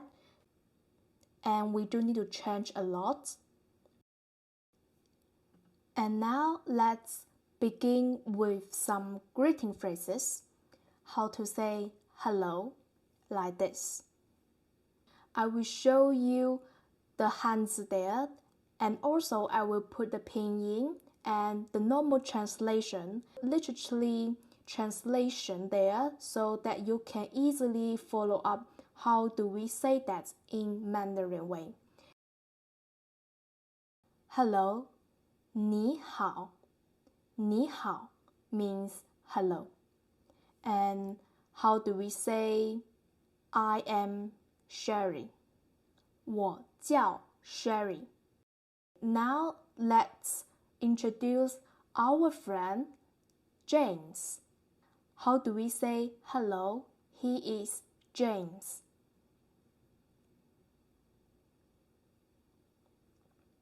Hello, he is James. 你好，他叫 James. 你好，他叫 James. Now let's learn how to say how about you and you. How about you? 你呢？你呢？ And we just learn other subjects there. So for example, how do we say how about her? How about her in Mandarin? How about her? 她呢？她呢？ Alright, and today we just learn how to say hello. I am Sherry. And we also learn other subjects, how to say he and she and you. We also knew that we don't need to change our subjects to objects. For example, I to me, always the same to say 我 in Mandarin. And that's what we learned today. It's easy for you, right? If you are ready, we will see you next time. Hi guys, welcome back. Last time we just learned some of phrases about greeting in Mandarin. For example, how to say hello, how about you? Also, we learned subjects there. For example, how to say I, you, she, and he. And today we will learn more greeting phrases. How do we say nice to meet you? Nice to meet you. 很高兴见到你。很高兴见到你。How do we say nice to meet her? Nice to meet her. 很高兴见到她。很高兴见到她。Now you can see for this phrase, literally translation is very happy to meet you. And how do we say how are you? How are you? 你好吗？你好吗？ After someone asking how are you, how do we say I am good, thank you? I am good, thank you. 我很好，谢谢。我很好，谢谢。Now, if someone asks your friend, how do we say how is she? How is she? 她好吗？她好吗？ And how do you reply? She is good. She is good. 她很好。她很好。She is good. Well, today we just learned how to say, how are you? I am good. Nice to meet you. And also, we know how to change our subjects during these greeting phrases. It's easy, right? Let me leave you some homework there. How do we say good morning, good evening, and good afternoon? Also, in Mandarin, we will have a greeting phrase how to say good noon. I will see you next time. Bye. 大家好，欢迎来到我的课堂，我是 Sherry。今天我们来学习 number 数字。首先，我们今天学的是从0到99。We will learn the number from 0 to 99. Once you know how to say from 0 to 10, then you will know how to say 99. Today, I am going to show you. Firstly, let's see how to say from 0 to 10. Follow me from the picture and let's try to say that. 一 one 一 二 two 二三 three 三四 four 四五 five 五六 six 六七 seven 七八 eight 八九 nine 九十 ten 十 and one more how to say 0零零 0. Now that's how we say from 0 to 10 in Mandarin. If you want to learn one more time, please try to look back and try to listen one more time. We know how to say these numbers. Then let me show you how do we say from 11 to 99. Firstly, I have listed from 0 to 10 numbers here. I will show you the better way to remember how to say that in a logic way. Firstly, I listed 10, 20, 30, and 40, 4 numbers here. How about let's do some math first? How do we do 10? We could try to imagine 10 equal to 1 multiple 10 and equals to 10, right? And let's use the same logic to do 20. 20, we could imagine 2 multiple 10 equals to 20. 3 multiple 10 equals to 30. And 4 multiple 10 equals to 40. So now we finished these simple questions. How do we say from 11 to 99? Firstly, let's try to ignore how to say multiple in Mandarin. All we need just try to focus on the number 1 and the number 10 here. In Mandarin, 10, we would like to say 一十. Yeah, so if we just use the number 1 and the number 10 to say 一十 combined together, this means 10 in Mandarin. But just let you know, we normally ignore 一 firstly and would just say 十 instead to make it shorter and easy in daily. But both of them are correct ways, just let you know. Okay, now you know how to use these math questions transfers to the Mandarin speaking. Alright, so let's try to do how do we say 20 in Mandarin. So we have number 2 and the number 10. So let's ignore multiple. Then how do we say 20 in Mandarin? I will say 20 to 10. 20 means 20. It's easy for you, yeah? So let's keep trying on the 30. 30, we will say 30, 30, 310. And 40, we will say 40, 410, 40.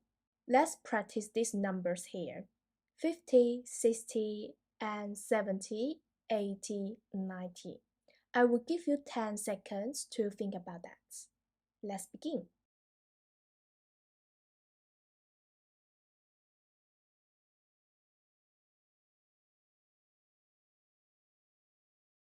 Now let's try to say 50 to 90 in Mandarin. 50, 50, 60, 60, 70, 70, 70, 80, 80, 80, 90, 90, 90. Now you know how to say from these numbers, yeah? Let's try to say, for example, 11, 12, 13, or 14, something like that. Let's use the same logic way to think about the number. How do we do 11? 10 plus 1 equals to 11. Now let's use the same way. 12 equals to 10 plus 2. 13 equals to 10 plus 3. 14 equals to 10 plus 4. Just remember to use 10, the bigger number first. We just use the number 10 and 1 for 11. Alright, so how do you say that? We will say 11. 11. This means 10, 1, number 11. That's 11. Alright, so let's try to say 12. I will say 12,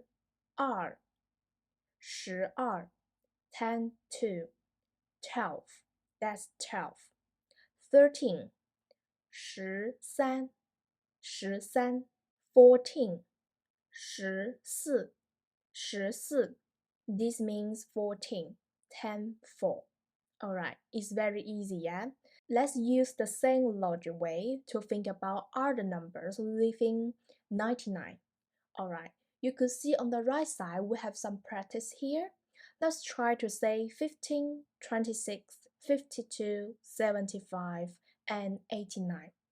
I will give you 20 seconds to think about that. Let's begin.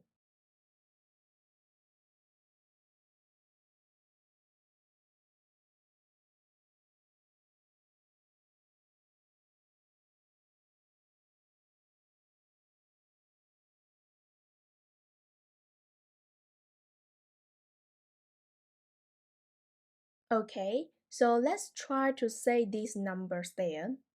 15, 15, 15, 26, 26, 26, 52, 52, 52, 75, 75, 75, 89, 89, 89. Now that's how we say from 0 to 99. It's very easy, yeah? This is how I teach my students to remember how to use the number, and you don't need to remember all the numbers to say that. And I also can give you another table to remember how to say from, for example, like this. On the left side, all total number 10, 20, 30, like that. And on the top side, only with from 1 to the number 9. Alright, let's say if I'm going to say 21, let's do the connection here. Alright, the table will be here, 21. Alright, so let's combine the left side first and then to the top side after that. I will say 21 means 21. Okay, if I want to find how to say 43. Alright, so you could find the blank here, 40, and then follow with the number 3 there. Okay, so try to say 40 first and then say 3 after that. 43, 43, 43. Yeah, that's the another way to help you to remember how to say from number 1 to 99.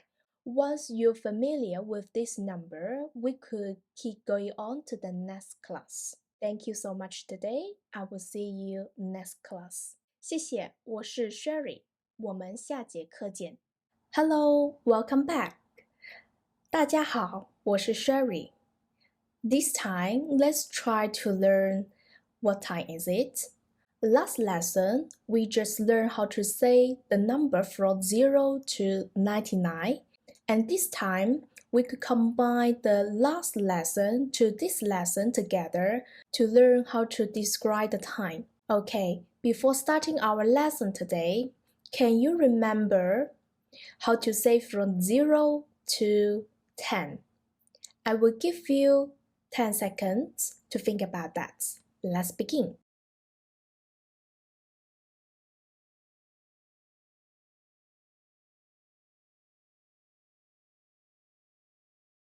I would like to say 0, 1, 2, 3, 4, 5, 6, 7, 8, 9, 10. Okay, that's what we learned from the last lesson. Let's back to our today's lesson. Today's lesson, we will try to describe the time. 几点? 几点? What time is it? Okay, let's begin from some essential vocabulary first. How do we pronounce 3 of them? Let you try first. I will give you 5 seconds to think about that.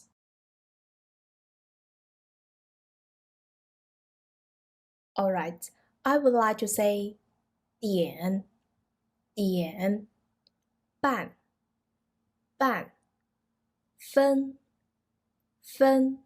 What does it mean? Don't worry, let me show you some examples. and you will figure out what does it mean.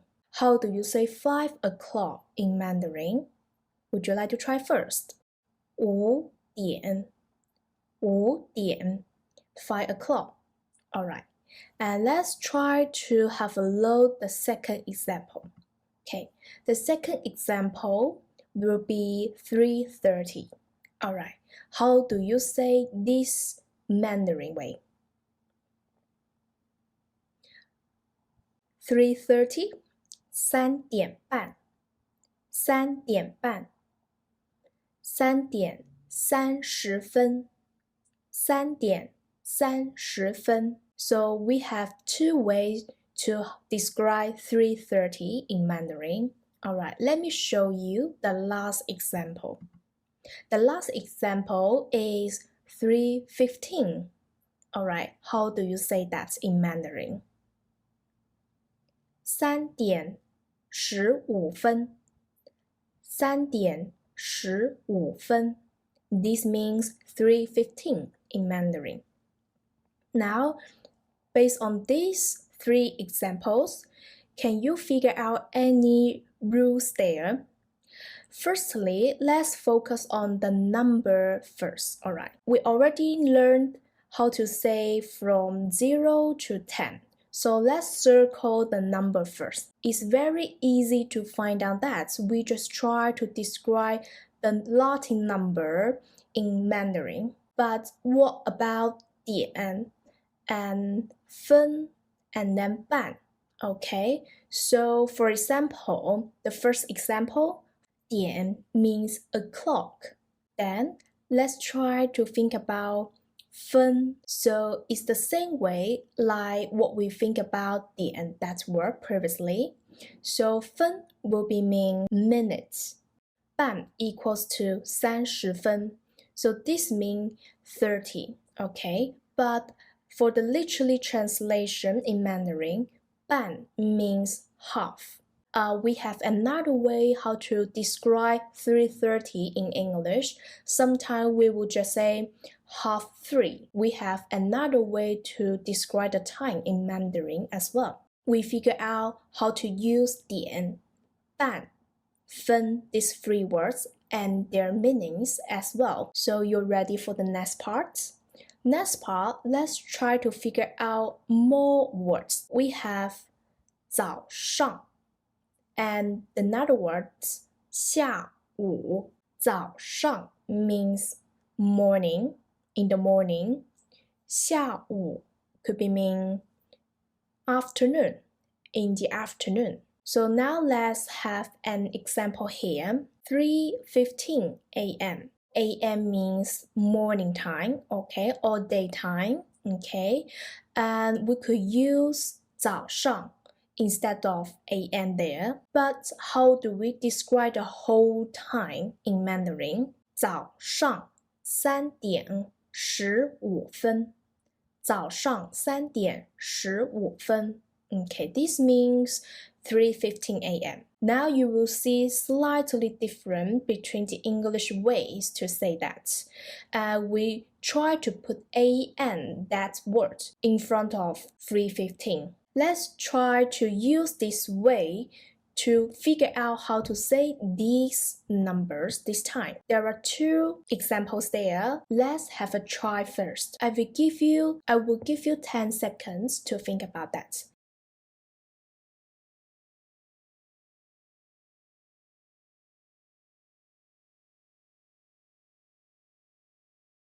Five a.m. I would say 早上5点早上5点 7:30 p.m.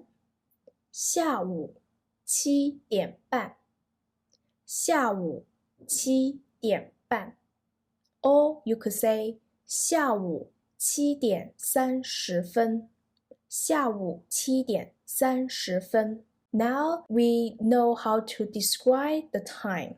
Okay, let's try to make it more local way. Now we have these phrases. I will give you 5 seconds to have a try. How do we say that?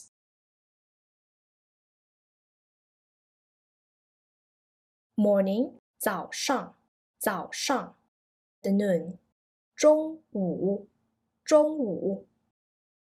in the afternoon 下午 in the evening 晚上 midnight or early morning 凌晨 That's what we have about the time phrase today, and they're very essential in daily. How do we recognize when to use the morning 早上 when to use 中午 when to use 晚上 There is no strict way to recognize them, but we have the general ideas to figure out. For example, so when the sun rises, I will try to use morning 早上 before 12 p.m. Around 12 p.m. to 1 p.m., I will just use 中午 noontime.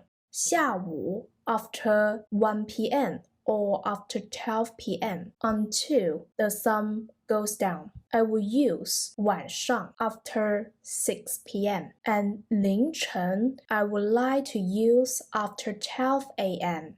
That's how I clarify this time phrase. Now we already figured out how to use these time phrases and how to describe the time. So let's try to practice.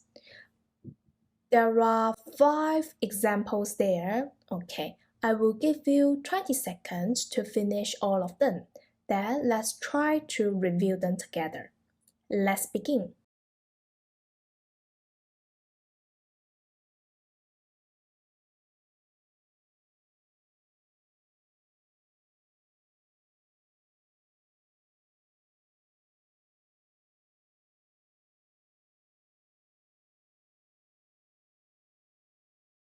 Alright, so the first one I would like to say 早上7点半早上7点半 or you could say 早上7点30分早上7点30分12 p.m. 中午12点中午12点3:20 p.m. 下午3点20分下午3点20分 8:85 p.m. 晚上8点45分晚上8点45分3 a.m. 凌晨3点凌晨3点 Alright, that's how we talk about the time in Mandarin. One more thing, we haven't figured out why we try to say AM before the number. So based on these examples, can you figure out any regular rules there? We try to say something big first, then to the small or details in the end. So I would like to say this is the habits that's how Mandarin people to describe things. In Mandarin, we will try to describe the general things first or general ideas, and then we will approach to the details in the end. And that's how we talk about things or talk about time in this logical way. So that's what we learned today. Did you know how to describe the time in Mandarin? I will have some practice for you and try to figure out them. I'm looking forward to your homework. I will see you next time. 谢谢大家，我是 Sherry，我们下次见。大家好，欢迎来到我的课堂。Hello everyone, welcome to my lesson again. Today we are going to learn how to describe date and time together. Last time we just learned how to describe the time first.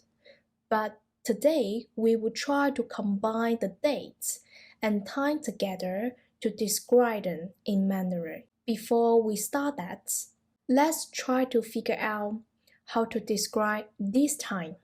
I will give you 5 seconds to think about that. Let's begin.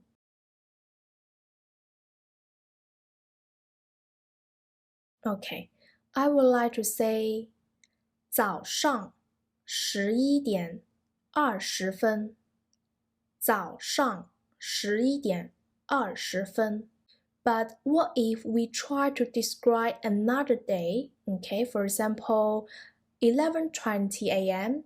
for tomorrow. But before that, let's try to have a look at these time formats. There we go. I will show you two types of formats there. The first one is UK way to describe the time. And the second way is the US way to describe the time. For the UK one, we will try to describe dates, month, and year. For the US way, we will try to describe month, dates, and year. Just in case we will mix them together, I will write it down month in English words and dates with number only. So this time I will show you the Mandarin way how to note down the time. For the Mandarin way, we will try to describe year, month, dates. So it's easily to see that is the totally opposite to the UK way. Did you remember last time we just talked about why we say the AM or PM firstly? Because we try to describe something general first and put the details in the end. So we will use this logic way to talk about time formats as well. Okay, so year will be the general things there, then month, and then the details, the small things, will be the dates. This time we knew what's the time format for the Mandarin. Now let's try to figure out what we call measure words for the time this time. We have 4 words here today. I will give you 10 seconds to think about that, to try to speak them by yourself. Let's begin.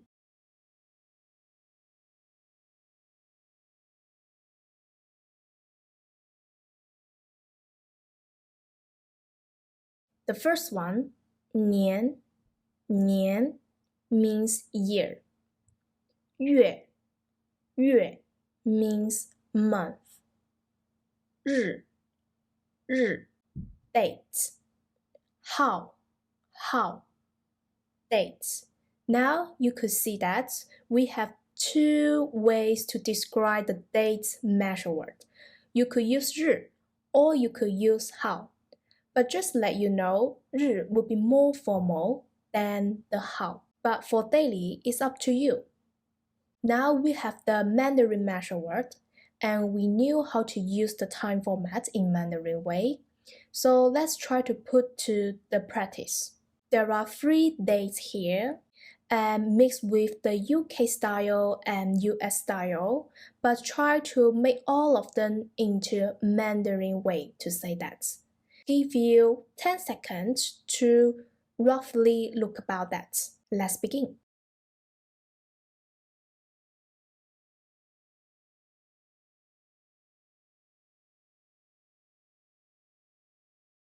Okay, let's try to review together.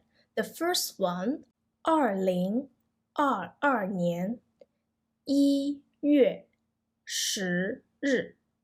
Or you could say 2022年1月10号.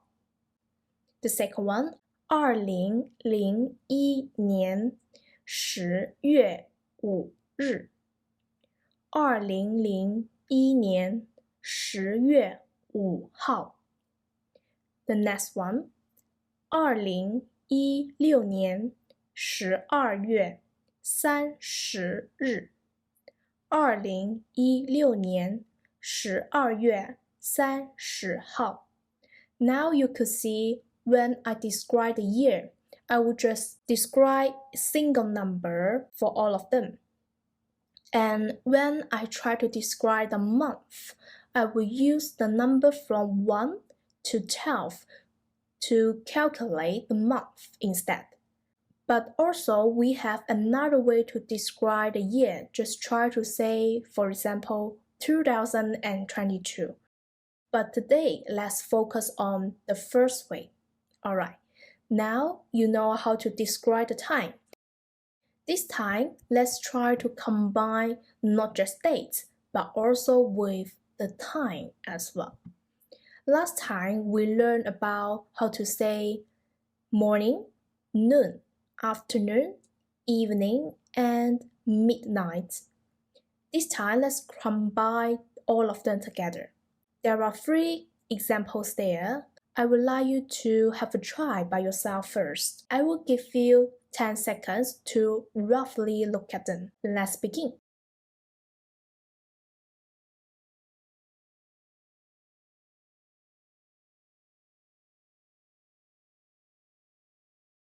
Alright, let's combine and review together. The first one I would like to say 2020年9月15日早上7点30分。2020年9月15号早上7点30分。Next one. 2010年11月16日下午3点20分。2010年11月16号下午3点20分。The last one. 2019年2月27日晚上8点45分。2019年2月27号晚上8点45分。Now that's how we describe the time and the dates together. This for my summary there, so that you could have a look. And that's what we learned about date and time. It's quite easy for you, I believe that. Just try to practice and that's it. Don't forget to finish our homework, and I am looking forward to your homework to submit. Hi guys, welcome back. 大家好，我是 Sherry， 欢迎来到我的课堂。Today we are going to learn how to say more than 100 in Mandarin. But first, let's try to think about our last lesson. How do we say these dates and the time in Mandarin? I will give you 5 seconds to think about that.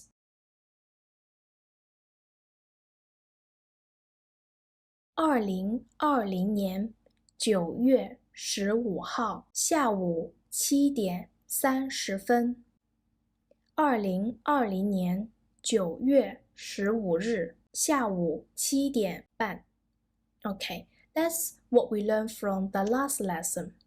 Today we are going to learn more. Let's try to figure out some essential vocabulary first. For more than 100, for example, how to say 1,000, 100, or 10,000.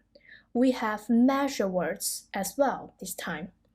Firstly, I will give you 5 seconds to try to say these 3 words by yourself. Let's begin.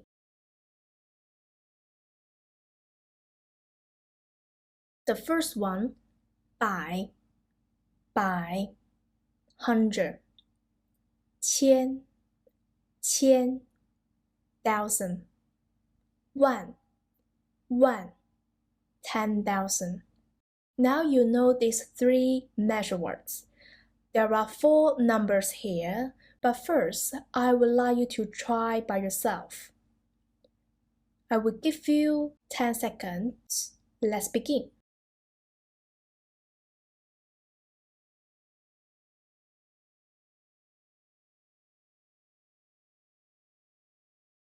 100, 100, 100, 200, 200, 200, 1,000, 1000, 1000, 10,000, 1,000, 1,000. Now you could see there is slightly difference between English way to say 10,000. We will try to use every 4 numbers to put the common. This is because it's more easier to help us to figure out the measure and the unit.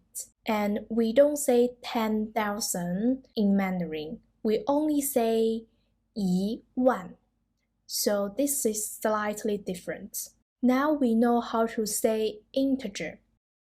This time, let's figure out how to say, for example, 350, 450, and 750. So for 350, we will say 350, 350, 350. 450, 450, 450. 750, 750, 750. Do you think it's very similar when we learn about numbers from 0 to 99? Yes, we try to separate the number as well this time.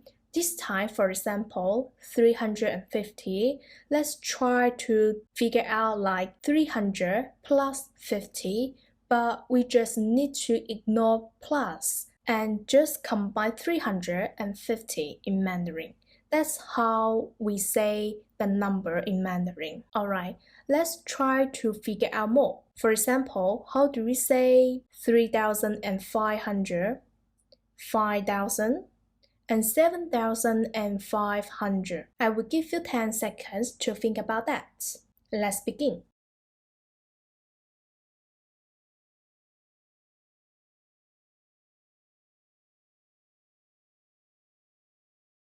Let's try to review together. The first one, 3,500. 3,500. 3,500. 5,000. 5,000. 5,000. 7,500. 7,500. 7,500. Alright, this time I think will be slightly easy for you. Let's try to say this number. How do we say 4,320?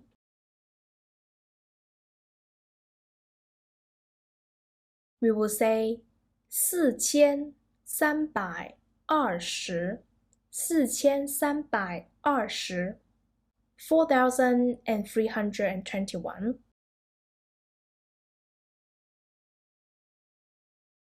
We will say 4,321. 4,321. Okay, is it easy? How do we say 5,432?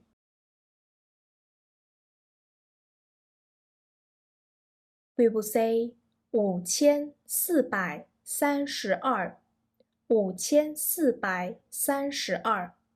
And that's how we say thousand, hundred, 10,000 in Mandarin. But this time, what if there is a decimal point after the integer?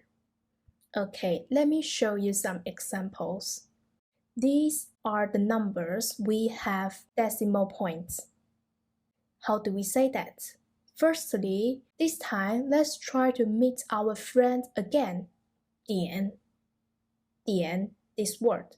Last time when we learned this word will be from the time o'clock. We need to use this as measure word.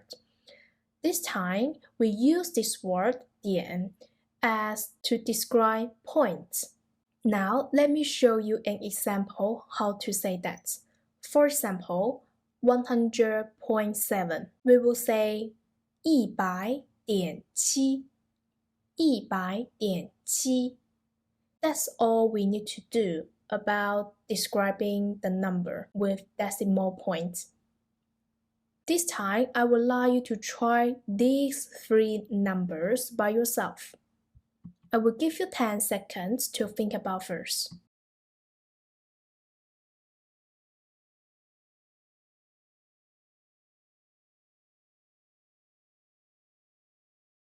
The first one, I will say 350.8 350.8 Next one 1234.5 1234.5 6.5 Next one 2306.9 2306.9 That's how we say that in Mandarin.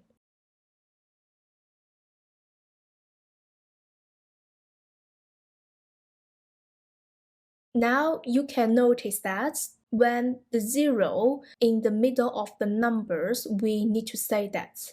But when the zero make it in the end and before the decimal points, we don't need to say that as there are make it as the integer. So for example, 350, 350. We don't need to say the zero. We only need to say when the zero in the middle of the number, just like this. 2306.9 And that's it. We know how to say these numbers. Let's try to practice more. How do you say these numbers? I will give you 15 seconds to think about that. Let's begin.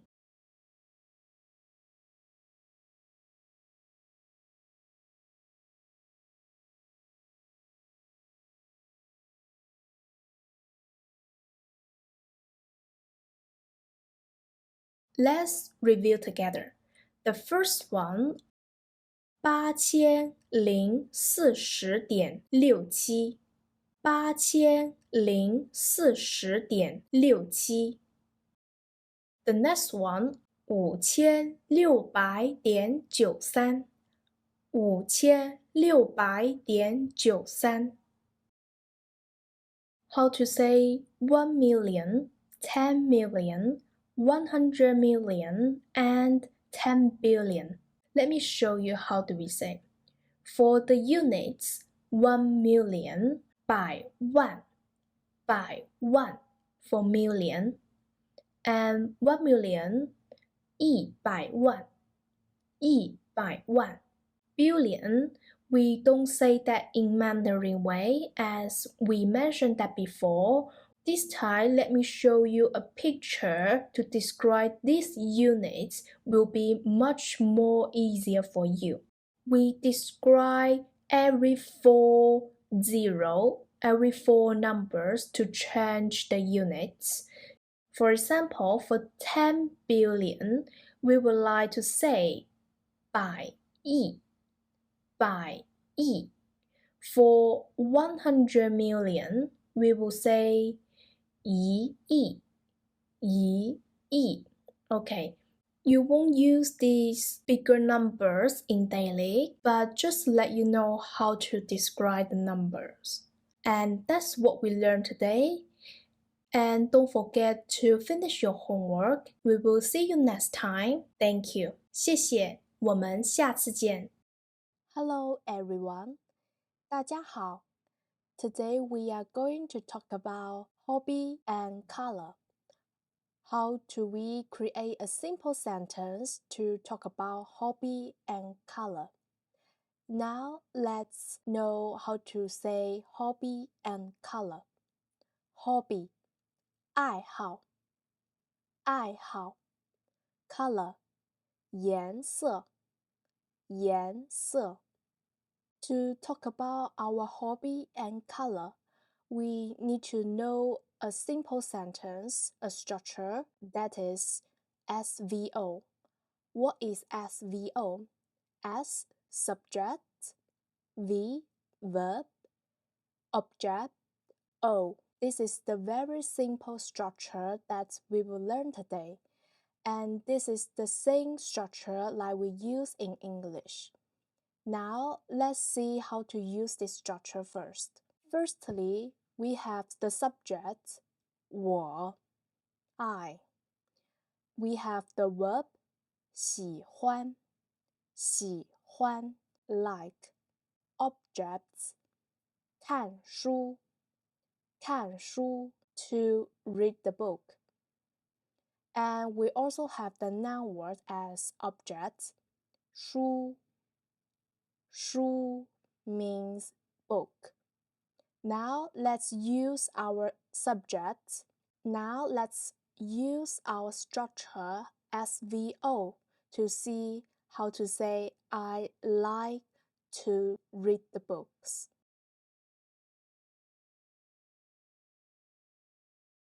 I like to read the books. 我喜欢看书。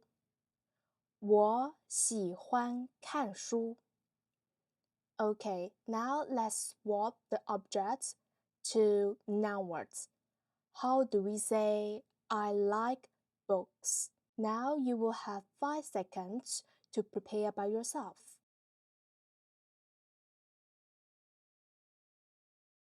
I like books. 我喜欢书。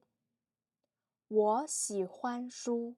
I like books. Now you know how to use the structure SVO as long as you know the subjects, verb, and the objects to use. Let's try to say I don't like something. For example, I don't like to read the books. How do you say that in Mandarin? Let me give you 5 seconds to try that.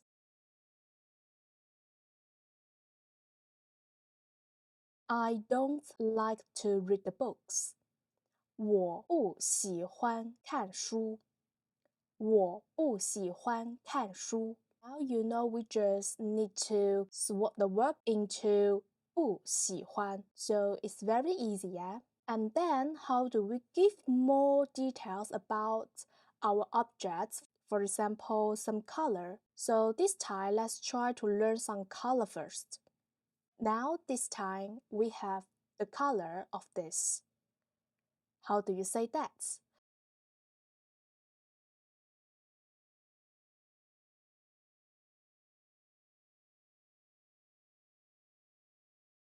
Let's review together.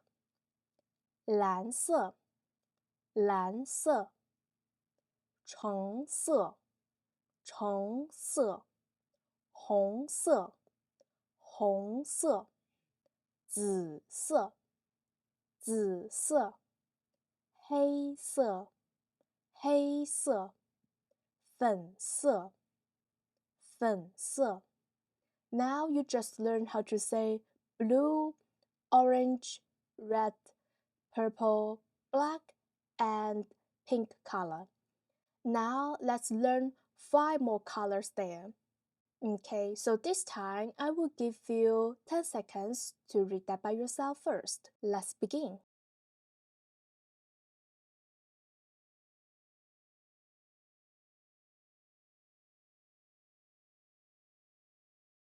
Let's review together.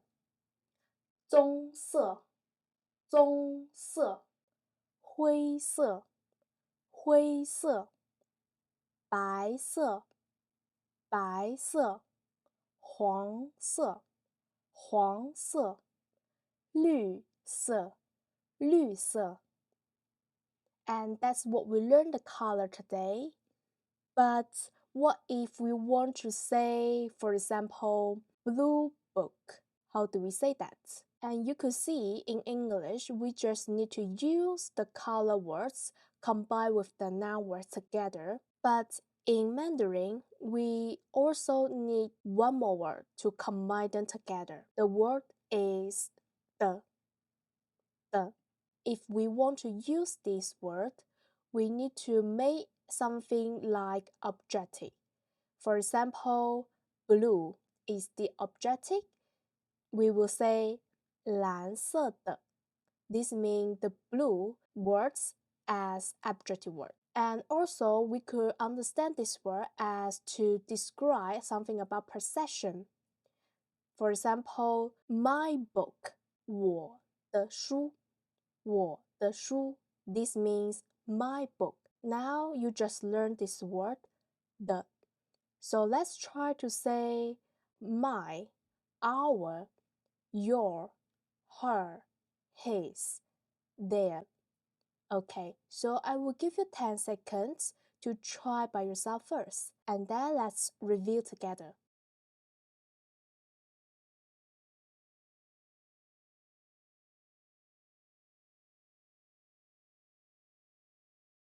Okay, let's review together.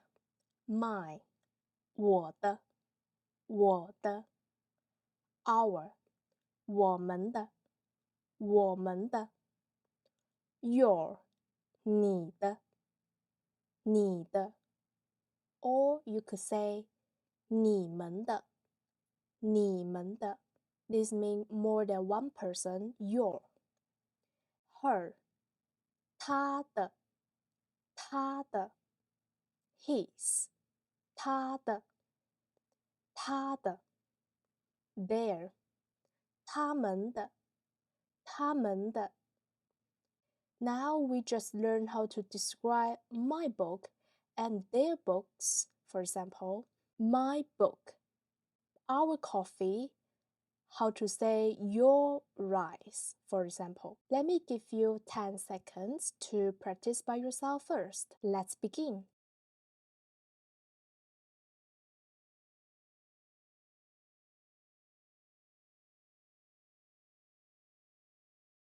My book, 我的书我的书 Our coffee, 我们的咖啡我们的咖啡 Your rice, 你的饭你的饭 Or you would say 你们的饭你们的饭 Now we just learn how to describe something about possession. Okay, let's try more.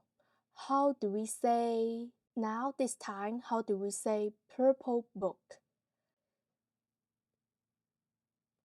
紫色的书紫色的书 How do we say green book? Green book 绿色的书绿色的书 Okay, now you just know how to use this word and to combine with adjective word and noun word together as the short phrase. And this time I will list a tables here. Now this time I will list tables here, how you to figure out more adjective words and noun words. And you would just need the structure, the, and combine them together. For example, if I want to say brown chocolate, you will find the brown color on the left side and the chocolate noun words on the right side. And to combine together with the, we will say 棕色的巧克力棕色的巧克力 and that's it. It's very easy, yeah? As long as you know all adjective words and noun words you will use. And that's what we learned today. Today we just learned SVO structure, the very simple structure that we learn the most in daily. And also we have this word to make it as something about possession. And that's what we learned today. Please don't forget your homework and we will review the next time together. Now you just master how to use the and SVO structure. Let's make our sentences more interesting. For example, how do we say, I like purple books? I will give you 5 seconds to practice that. Let's begin.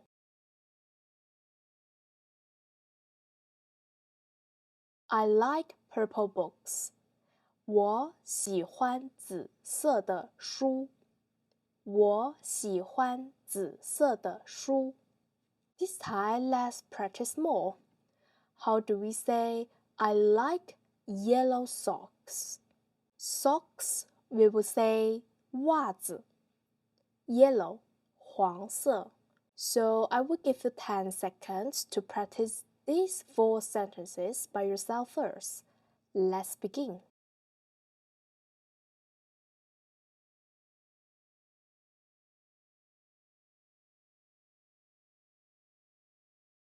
I like yellow socks. 我喜欢黄色的袜子。我喜欢黄色的袜子。I like blue tables. 我喜欢蓝色的桌子。我喜欢蓝色的桌子。I like black chairs. 我喜欢黑色的椅子。我喜欢黑色的椅子。I like orange clothing. 我喜欢橙色的衣服。我喜欢橙色的衣服。大家好，我是 Sherry，欢迎来到我的课堂。Hello everyone, I'm Sherry. Welcome to my classroom. Today we are going to learn about 有。Last time we learned the structure SVO means follow with subjects, verb, and objects. And we also learned another grammar thing is how to use the.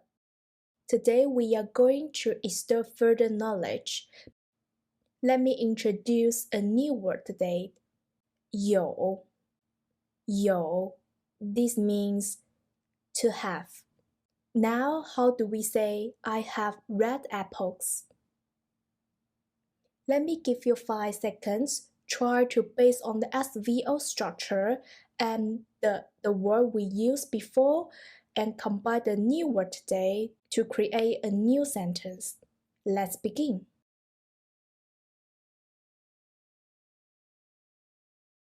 I have red apples. 我有红色的苹果。我有红色的苹果。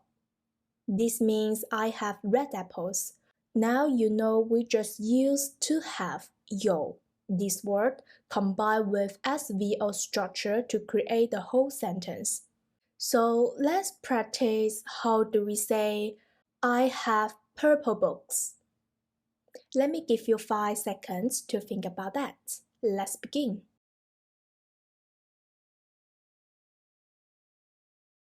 I have purple books. 我有紫色的书。我有紫色的书。This means I have purple books. And let's try one more. How do we say I have blue clothes? I have blue clothes. 我有蓝色的衣服。我有蓝色的衣服。This means I have blue clothes. Now you know we how to use to have this word in Mandarin. Let's go further. We have the English structure, there is and there are structure. But just let you know, we don't use this structure in Mandarin, but we have the similar structure to describe with the same meanings. There is or there are together. We will say in Mandarin, 有. Let's try to say there are red apples. How do you say that? You could try by yourself first. I will give you 5 seconds to practice that. Let's begin.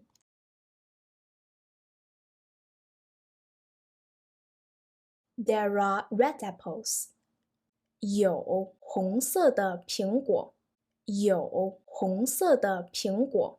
It's very easy in Mandarin to use that, right? And let's try more. If we say in English, there are purple books. How do you say that in Mandarin?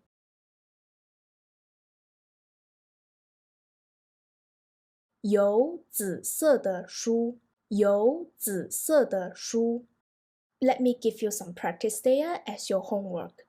How do we say these 4 sentences? So that's what we learned today. And don't forget your homework. So if you finish and get ready, we will go to the next lesson. See you next time. 下次见，谢谢大家。大家好，我是 Sherry，欢迎来到我的课堂。Hi everyone, I'm Sherry. Welcome to my classroom. Last time we just learned the structure there are or there is and how to say that in Mandarin. And we also learned a new word to have, 有. So let's back to our homework first. The practice, The first one, how do we say I have black clothes? I have black clothes. 我有黑色的衣服。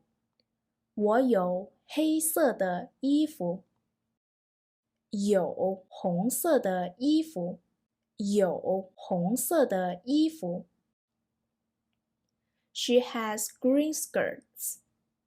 她有绿色的裙。她有绿色的裙。There are green apples. 有绿色的苹果。有绿色的苹果。Now that's for our homework from the last lesson. Today we are going to learn something new. Let's learn something about measure word. How do you understand about measure word?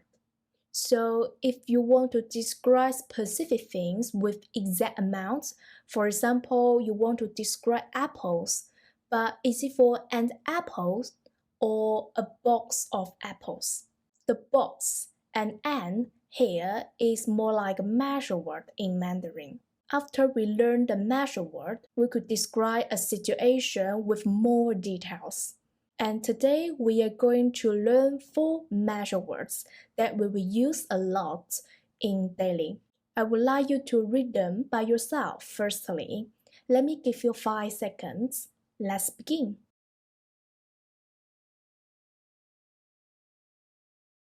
本杯个只 Now we know how to pronounce them, and then let's try to understand what does it mean. But this time I won't just give you the exact translation. I will give you some pictures and some short phrases to help you understand what does it mean. Okay, let's go to the first one. I will give you 10 seconds to read about them by yourself. Let's begin.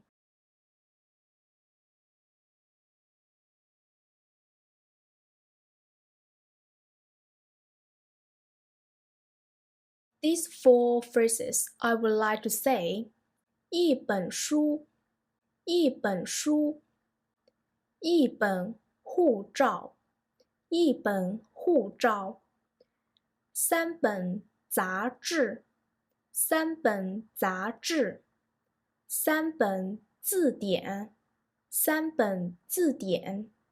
Now, based on the pictures, you may guess that 本 for the measure word to use for about paper and books, yeah? And let's back to our 汉字. Now let's try to have a look the first 汉字 of every phrase. You could see that it's like number. 一 the number 1, 三 is the number 3. And then we will use 本, this measure word, after the number, and the final word, the noun word. So for example, 一本书, 书 means book, and 护照, passport. The next one, 杂志 means magazine.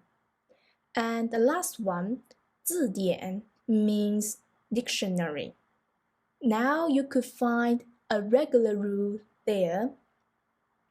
We will try to use number plus measure word plus noun word to combine together like we use that in English. And then let me introduce the next one for you first. The next one, we have 3 phrases there. You could try to read them by yourself first. I will give you 5 seconds to have a look. Let's begin.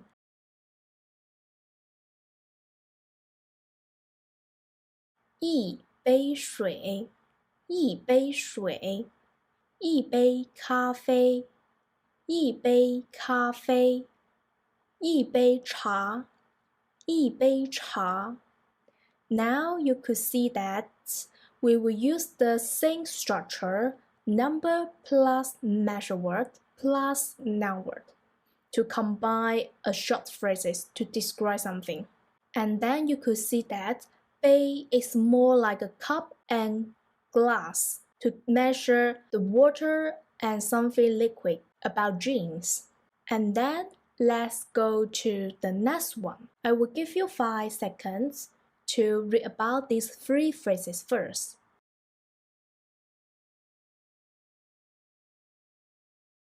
一个人，一个人，一个苹果，一个苹果，一个杯子，一个杯子。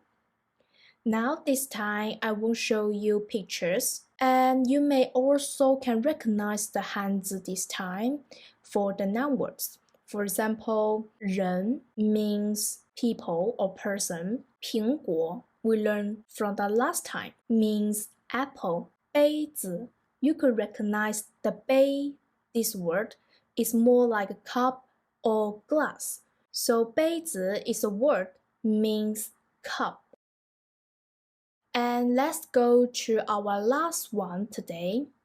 知 I will give you 5 seconds to have a look. Let's begin.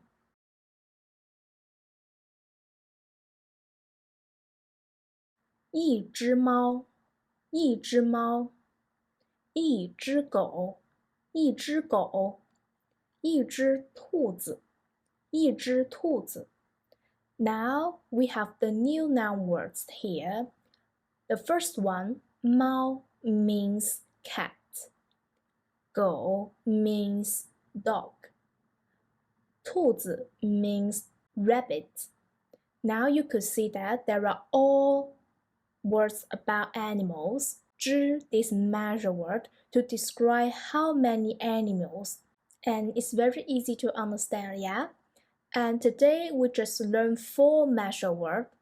本 杯 个 知 Alright, and this time you may know which situation and what kinds of noun words you will use them with the exact measure word together.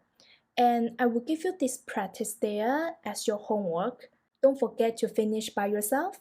And once you're ready, we will go to the next lesson. See you next time. Thank you. 下次见了哦，再见。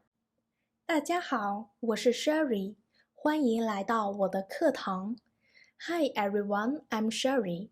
Welcome to my classroom. Last time we learned the 4 measure words 本、杯、个、知。Okay, well done everyone and good try. And today we are going to learn another 4 measure words there, and you will use a lot in daily. So let's try to pronounce them first. I will give you 5 seconds to pronounce them by yourself. Let's begin.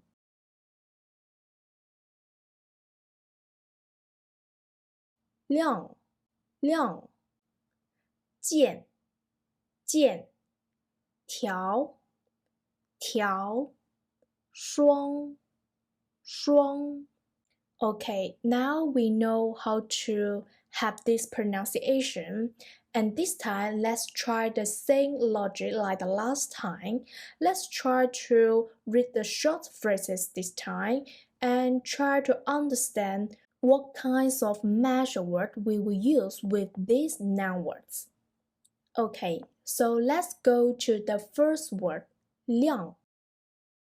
Alright, I will give you 10 seconds to read these 3 phrases by yourself. Let's begin.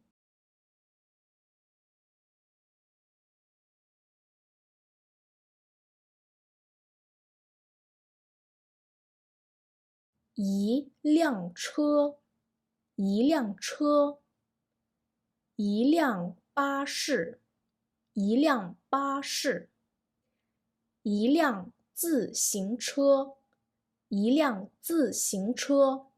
The first one, 车 means car or vehicles. It's the general way to describe about car or vehicles. And the second one, we say 巴士 means bus. Sounds very similar with the English pronunciation, right? And then let's go to the next one. 自行车 means bicycle. These three noun words are all about vehicles. So you could see that we use this measure word 辆 to describe vehicles, how many vehicles there, how many vehicles we have.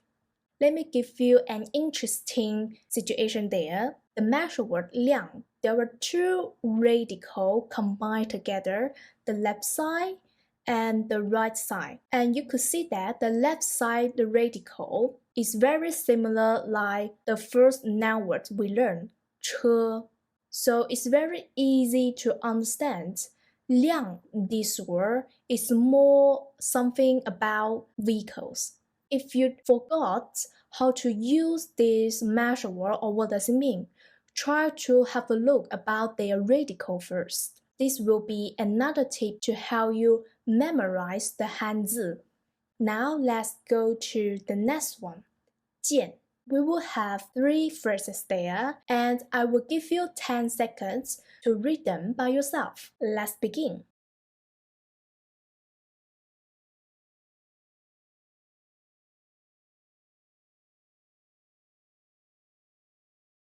一件衣服，一件衣服，一件短袖，一件短袖，一件毛衣，一件毛衣。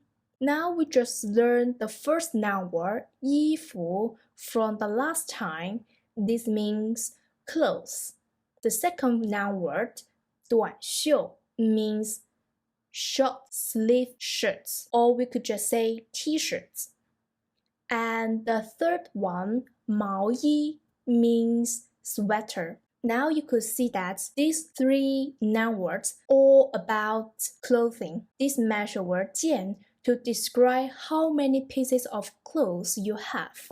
And then let's go to the next measure word, 条. There are 3 phrases as well. 10 seconds. Let's begin.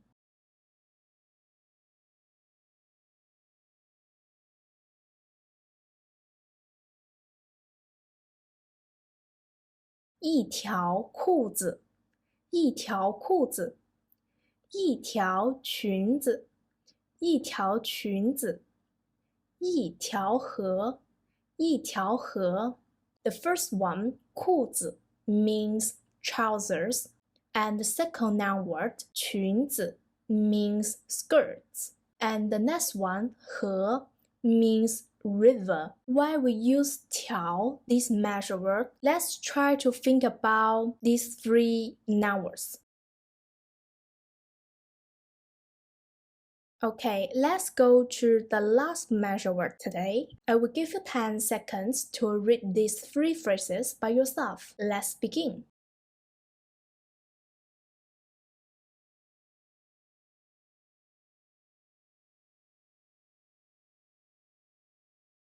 一双手，一双手，一双鞋，一双鞋，一双筷子，一双筷子。Go to the noun words first. The first one, 手, means hands. The second one, 鞋, is shoe. And 筷子 means chopsticks. 双, this word to measure something about a pair. If you forgot the meanings, you could try to look at the Hanzi as well this time. 双, this measure word, there are 2 radicals to combine together, and both of them are the same words. So try to imagine that like a pair, they look very similar. That's how I suggest my students to connect something into real life. And today we learned the measure words 量, 件, 条, 双, and I will give you a practice there as your homework. Don't forget to complete them, and we will review them for the next time. And if you get ready, we could start the next lesson. See you next time. I'm Sherry. Thank you so much today. 谢谢大家，我们下次见。大家好，我是 Sherry，欢迎来到我的课堂。Hi everyone, I'm Sherry. Welcome to my classroom. Last time we learned some measure words 亮、剑、条、双. And then today we are going to learn a new topic, is weather. When we're talking about the weather, we not just learn about the noun words, phrase. Today we are going to introduce some new structure and the new grammar points for you. Let's try to read the weather first. How do you say weather? Weather, 天气, 天气. And now let's try to have a look 4 seasons. How do we say that in Mandarin? 春天，春天，夏天，夏天，秋天，秋天，冬天，冬天. Now you could have a look about the pictures. You could see that 春天 means spring, 夏天 means summer, 秋天 means autumn, and the winter, 冬天. We will try to learn how to describe the weather. Firstly, let's combine the previous knowledge we learned before. How do we say I like spring? I like spring. 我喜欢春天。我喜欢春天。For example, I like autumn. 我喜欢秋天。我喜欢秋天。I like autumn. Now let's have a new word here. 现在。现在 means now. And how to say now is winter. 现在是冬天。现在是冬天。Now is winter. To use the word 是 to describe something. Let's learn how to say today's weather. Today's weather. 今天的天气。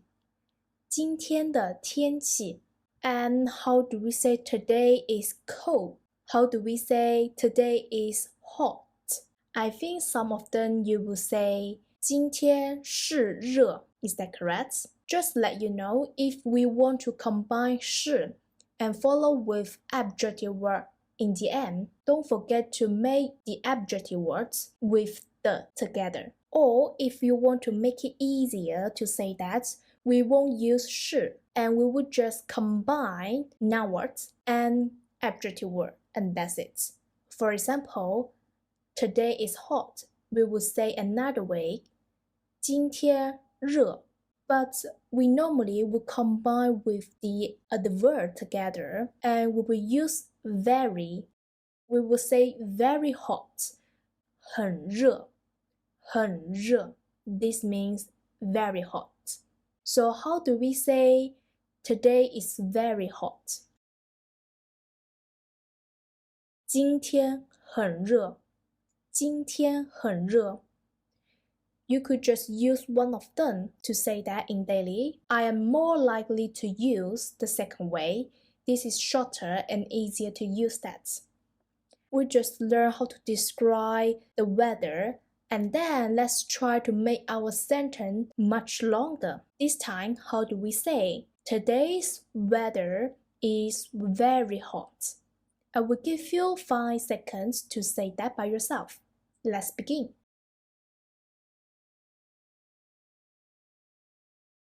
今天的天气很热。今天的天气很热。We have the word here, 冷。冷 means cold. Now, how do we say today is very cold?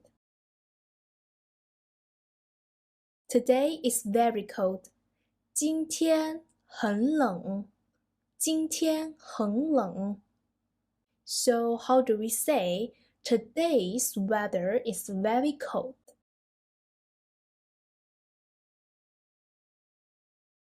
今天的天气很冷。今天的天气很冷。Alright, we just learned how to describe the 4 seasons in Mandarin and how to say cold and hot. Now this time, let's have another formal way to describe the weather. For example, how do we say sunny, rainy? How do we say snowy and cloudy? Let's try to read them first. I will give you 5 seconds to practice that. Let's begin.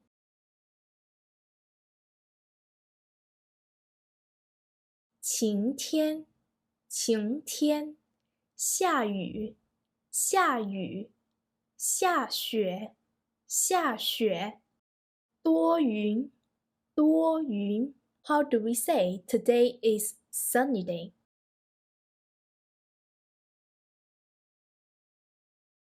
Today is sunny day or today is sunny. 今天是晴天。今天是晴天。And how do we say today is rainy?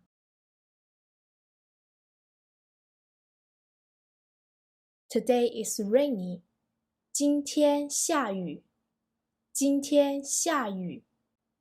How do we say today is snowy?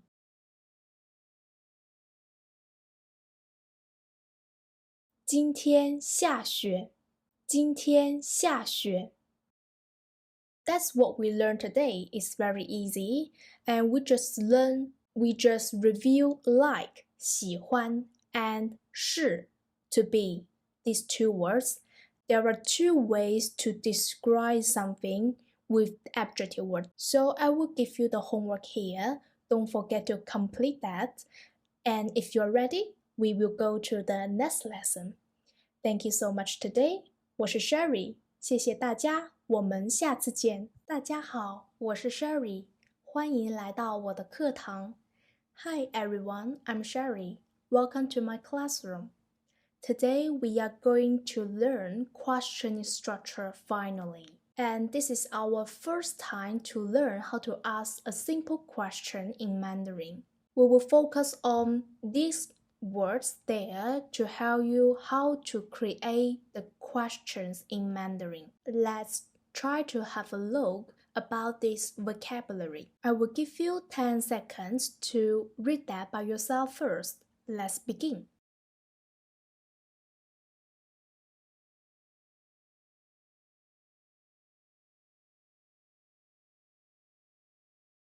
这 this 什么 what 为什么 why 什么时候 when or what time 哪里 where 怎样 how 谁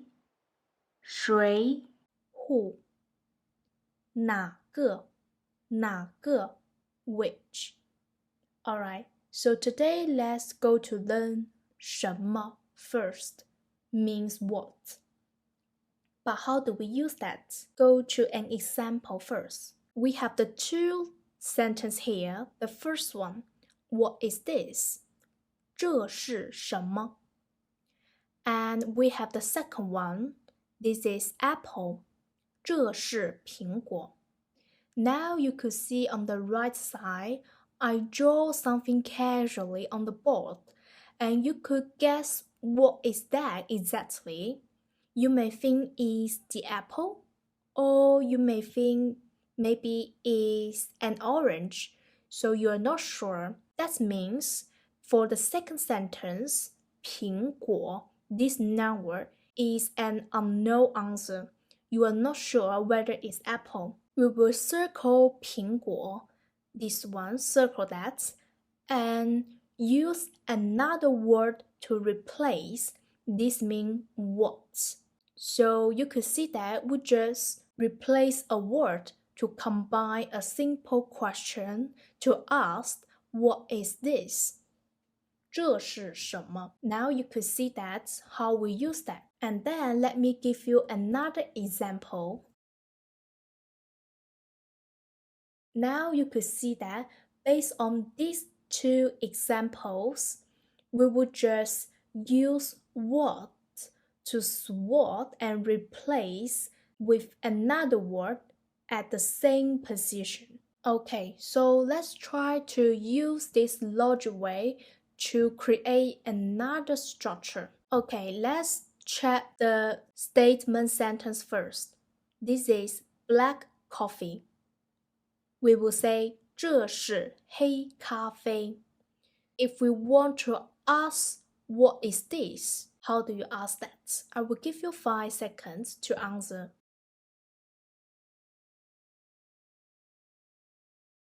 What is this? 这是什么? Because you are not sure the answer will indicate the black coffee, the word you are not sure. We will use what, 什么, to replace that at the same position in the sentence. After that, we will create a sentence with the questioning mark in the end. Let's have another way to ask what is this? What if I know this is the coffee, but I am not sure what kinds of coffee? You may ask, is this latte? Is it cappuccino? We have the question, what coffee is this? And we are sure coffee, this word. So what's something else we can't make sure is the middle word, black. So we will circle that and replace the word into what, 什么, this word, to make it a question. What coffee is this? We will say, 这是什么咖啡?这是什么咖啡? This means, what coffee is this? I know this is chocolate, but I am not sure what kind of flavor is this. What chocolate is this? How do you say that? What chocolate is this? 这是什么巧克力?这是什么巧克力?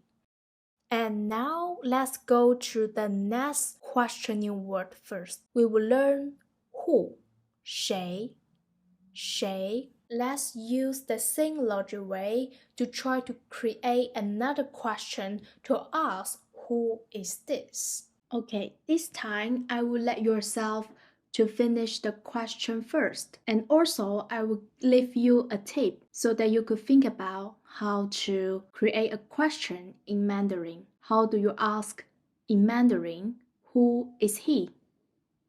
Who is he? I will give you 5 seconds to think about that. Let's begin.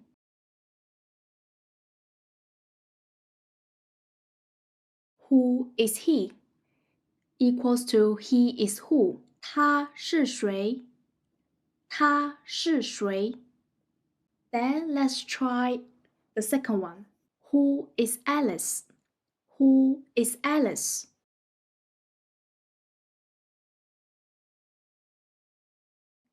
Alice 是谁?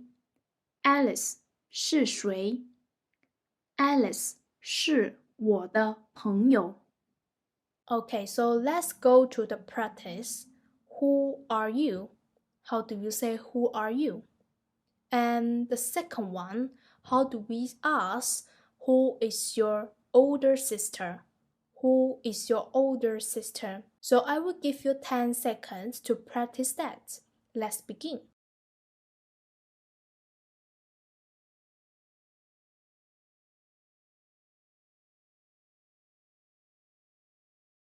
The first one, who are you? 你是谁?你是谁? The second one is, who is your older sister? 你的姐姐是谁?你的姐姐是谁? And if you want to answer this question, I would like to say, my older sister is Alice. 我的姐姐是 Alice. Today we will just learn what, 什么, who, 谁, and that's it. I hope this will give you more understanding about how to create a question in Mandarin. Thank you so much for today. and I will see you for the next lesson.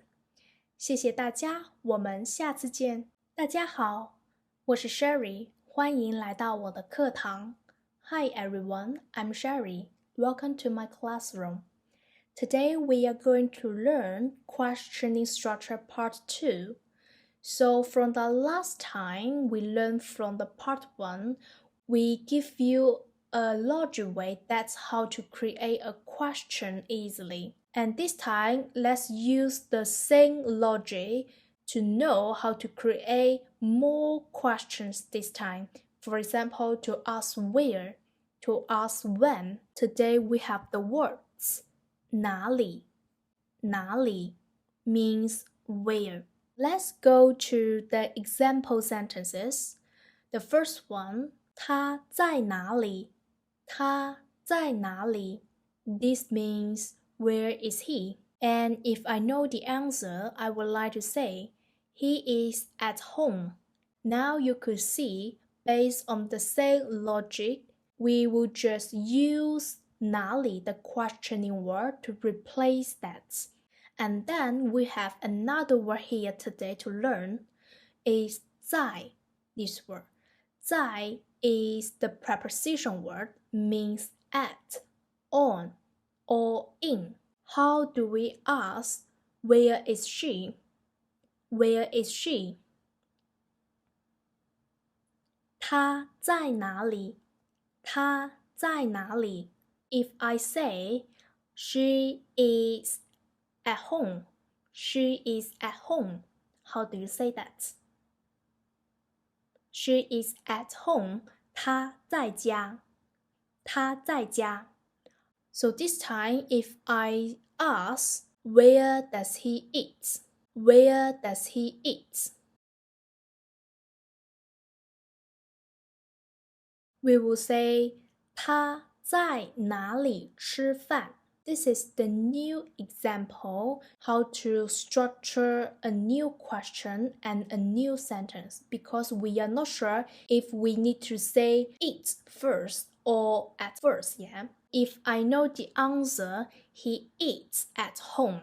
We have the subject 他 for the first part and the second part at home we will put after the subject and then we will put 吃饭 to eat, the verb in the end of the sentence, and is one of the structures as well. Now you could see that we are not sure about the destination part, so let's circle the word 家 here and use where the questioning word 哪里 to replace that, and this will be 他在哪里吃饭? So now you could see that if we want to create a question, we need to figure out the parts in the correct position and then circle the exact parts that you're not sure the answer and use the questioning words to replace that, and that's the question. So this is the practice there, and I will leave this as your homework to try by yourself first, and then we will review the answer for the next lesson together. And then let's go to the second questioning word today. 什么时候？什么时候？ When and what time? And we will put the time parts after the subject as well and put to do something, the verb in the end of the sentence. For example, I eat tonight. How do you translate that by yourself? 我今晚吃饭。我今晚吃饭。And then we will base on this statement sentence, when do you eat? 你什么时候吃饭？你什么时候吃饭？ This means when do you eat? But this time you may ask, what if we have the time and the destination vocabulary together at the same time in the sentence? How do we use that and what's the order? Okay, so let me show you an example first. For example, this sentence, 我今天在家吃饭.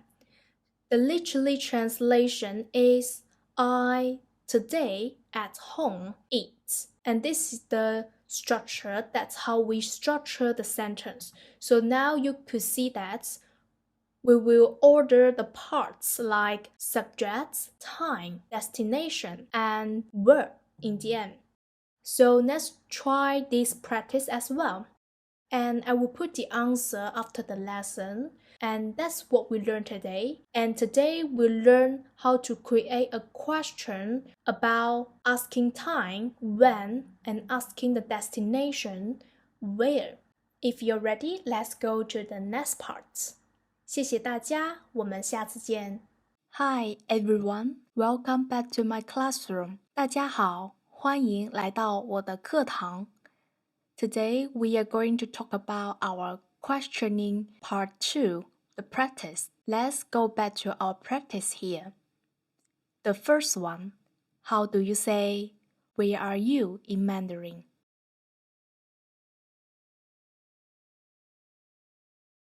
Where are you? 你在哪里？你在哪里？ The second one, where is my book?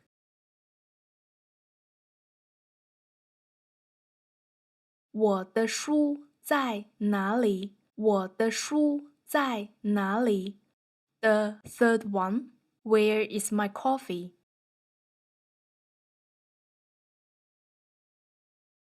Where is my coffee? 我的咖啡在哪里？我的咖啡在哪里？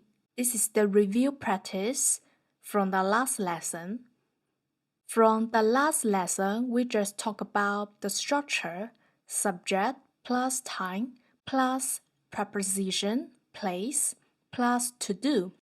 Last time, we just learned I eat at home today.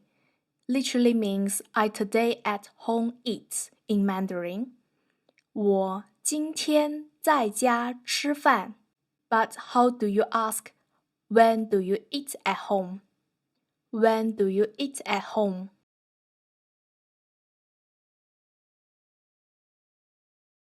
你什么时候在家吃饭？你什么时候在家吃饭？ And how about, where do you eat today? How do you say in Mandarin?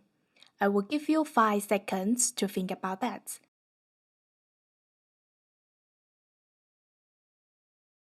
你今天在哪里吃饭？你今天在哪里吃饭？ This means, where do you eat today? Then let's go to the next practice. How do you say, when do you eat breakfast at home? When do you eat breakfast at home? Try to think about the structure first, then based on the literary structure, to translate that into Mandarin. I will give you 5 seconds for the first one. Let's begin.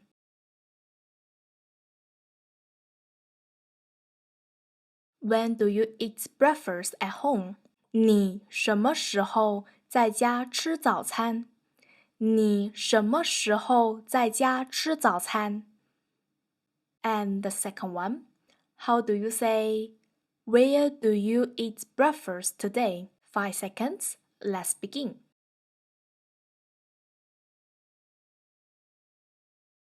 Where do you eat breakfast today? 你今天在哪里吃早餐？你今天在哪里吃早餐？ And that's it. Once you know the structure and you know the vocabulary as well, it's very easy to create a question in Mandarin. Try to keep practicing, and I believe that you could do that. If you're ready, let's go to the next lesson. 谢谢大家，我们下次见。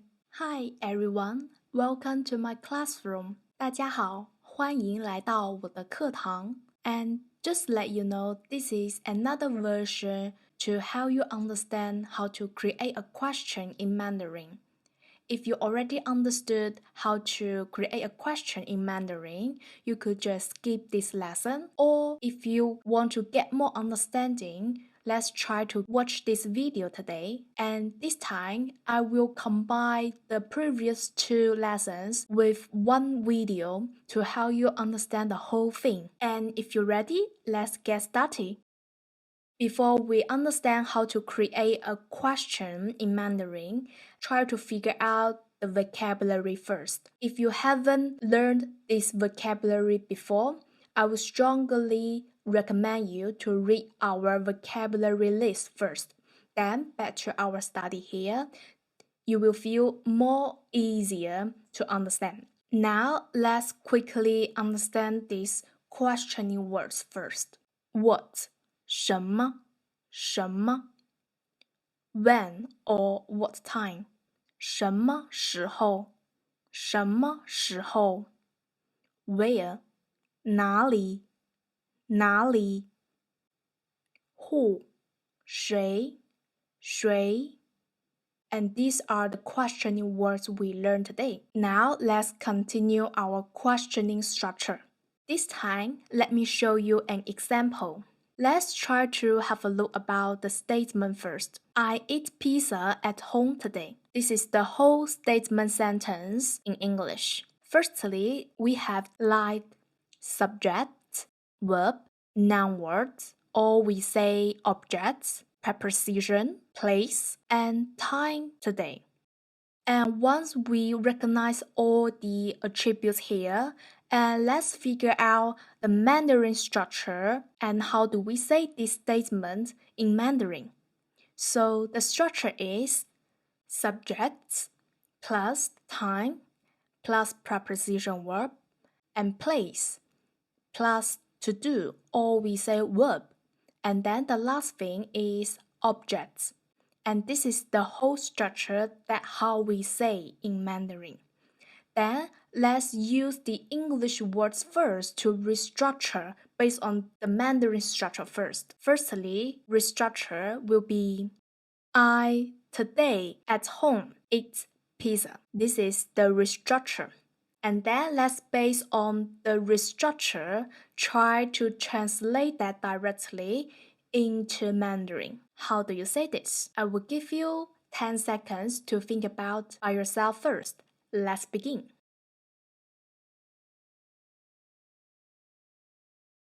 In Mandarin, we say 我今天在家吃披萨。我今天在家吃披萨。And that's how we structure in Mandarin. And that's how we say that. And then we talking about the questioning sentences while we talk about the statement here first. And just let you know, if you want to create a questioning sentence, it will be related with the statement structure as well. Once you know the statement structure, then you will easily figure out how to create a question in Mandarin. Now we figured out how to structure statement sentence in Mandarin. Then let's base on this sentence to simply ask a question. For example, when do you eat pizza at home? Based on this question, all we need to ask is the when. In other words, is the time. Now we're not sure the time. We just need to use the questioning words to replace the parts. Or let's think about that. These attributes are puzzle. We are playing puzzle game. And we put one puzzle and one puzzle together, then to create the whole thing. So now we not sure the puzzle parts time. Then how we create a question? We just need to use a questioning words that indicate time to replace, and that's it. The English question, when do you eat pizza at home? So let's try to restructure based on the Mandarin structure we just talked about, and I will help you together here. I will say, you when at home eat pizza. And now we try to translate the sentence directly into Mandarin. And I would like to say, 你什么时候在家吃披萨？你什么时候在家吃披萨？ Now you see, the only part we don't know is the time, and that's why we are asking when. This time I will let you try. Based on the same logic, how do you ask? Where do you eat pizza today? I will give you 10 seconds to think about that. Let's begin.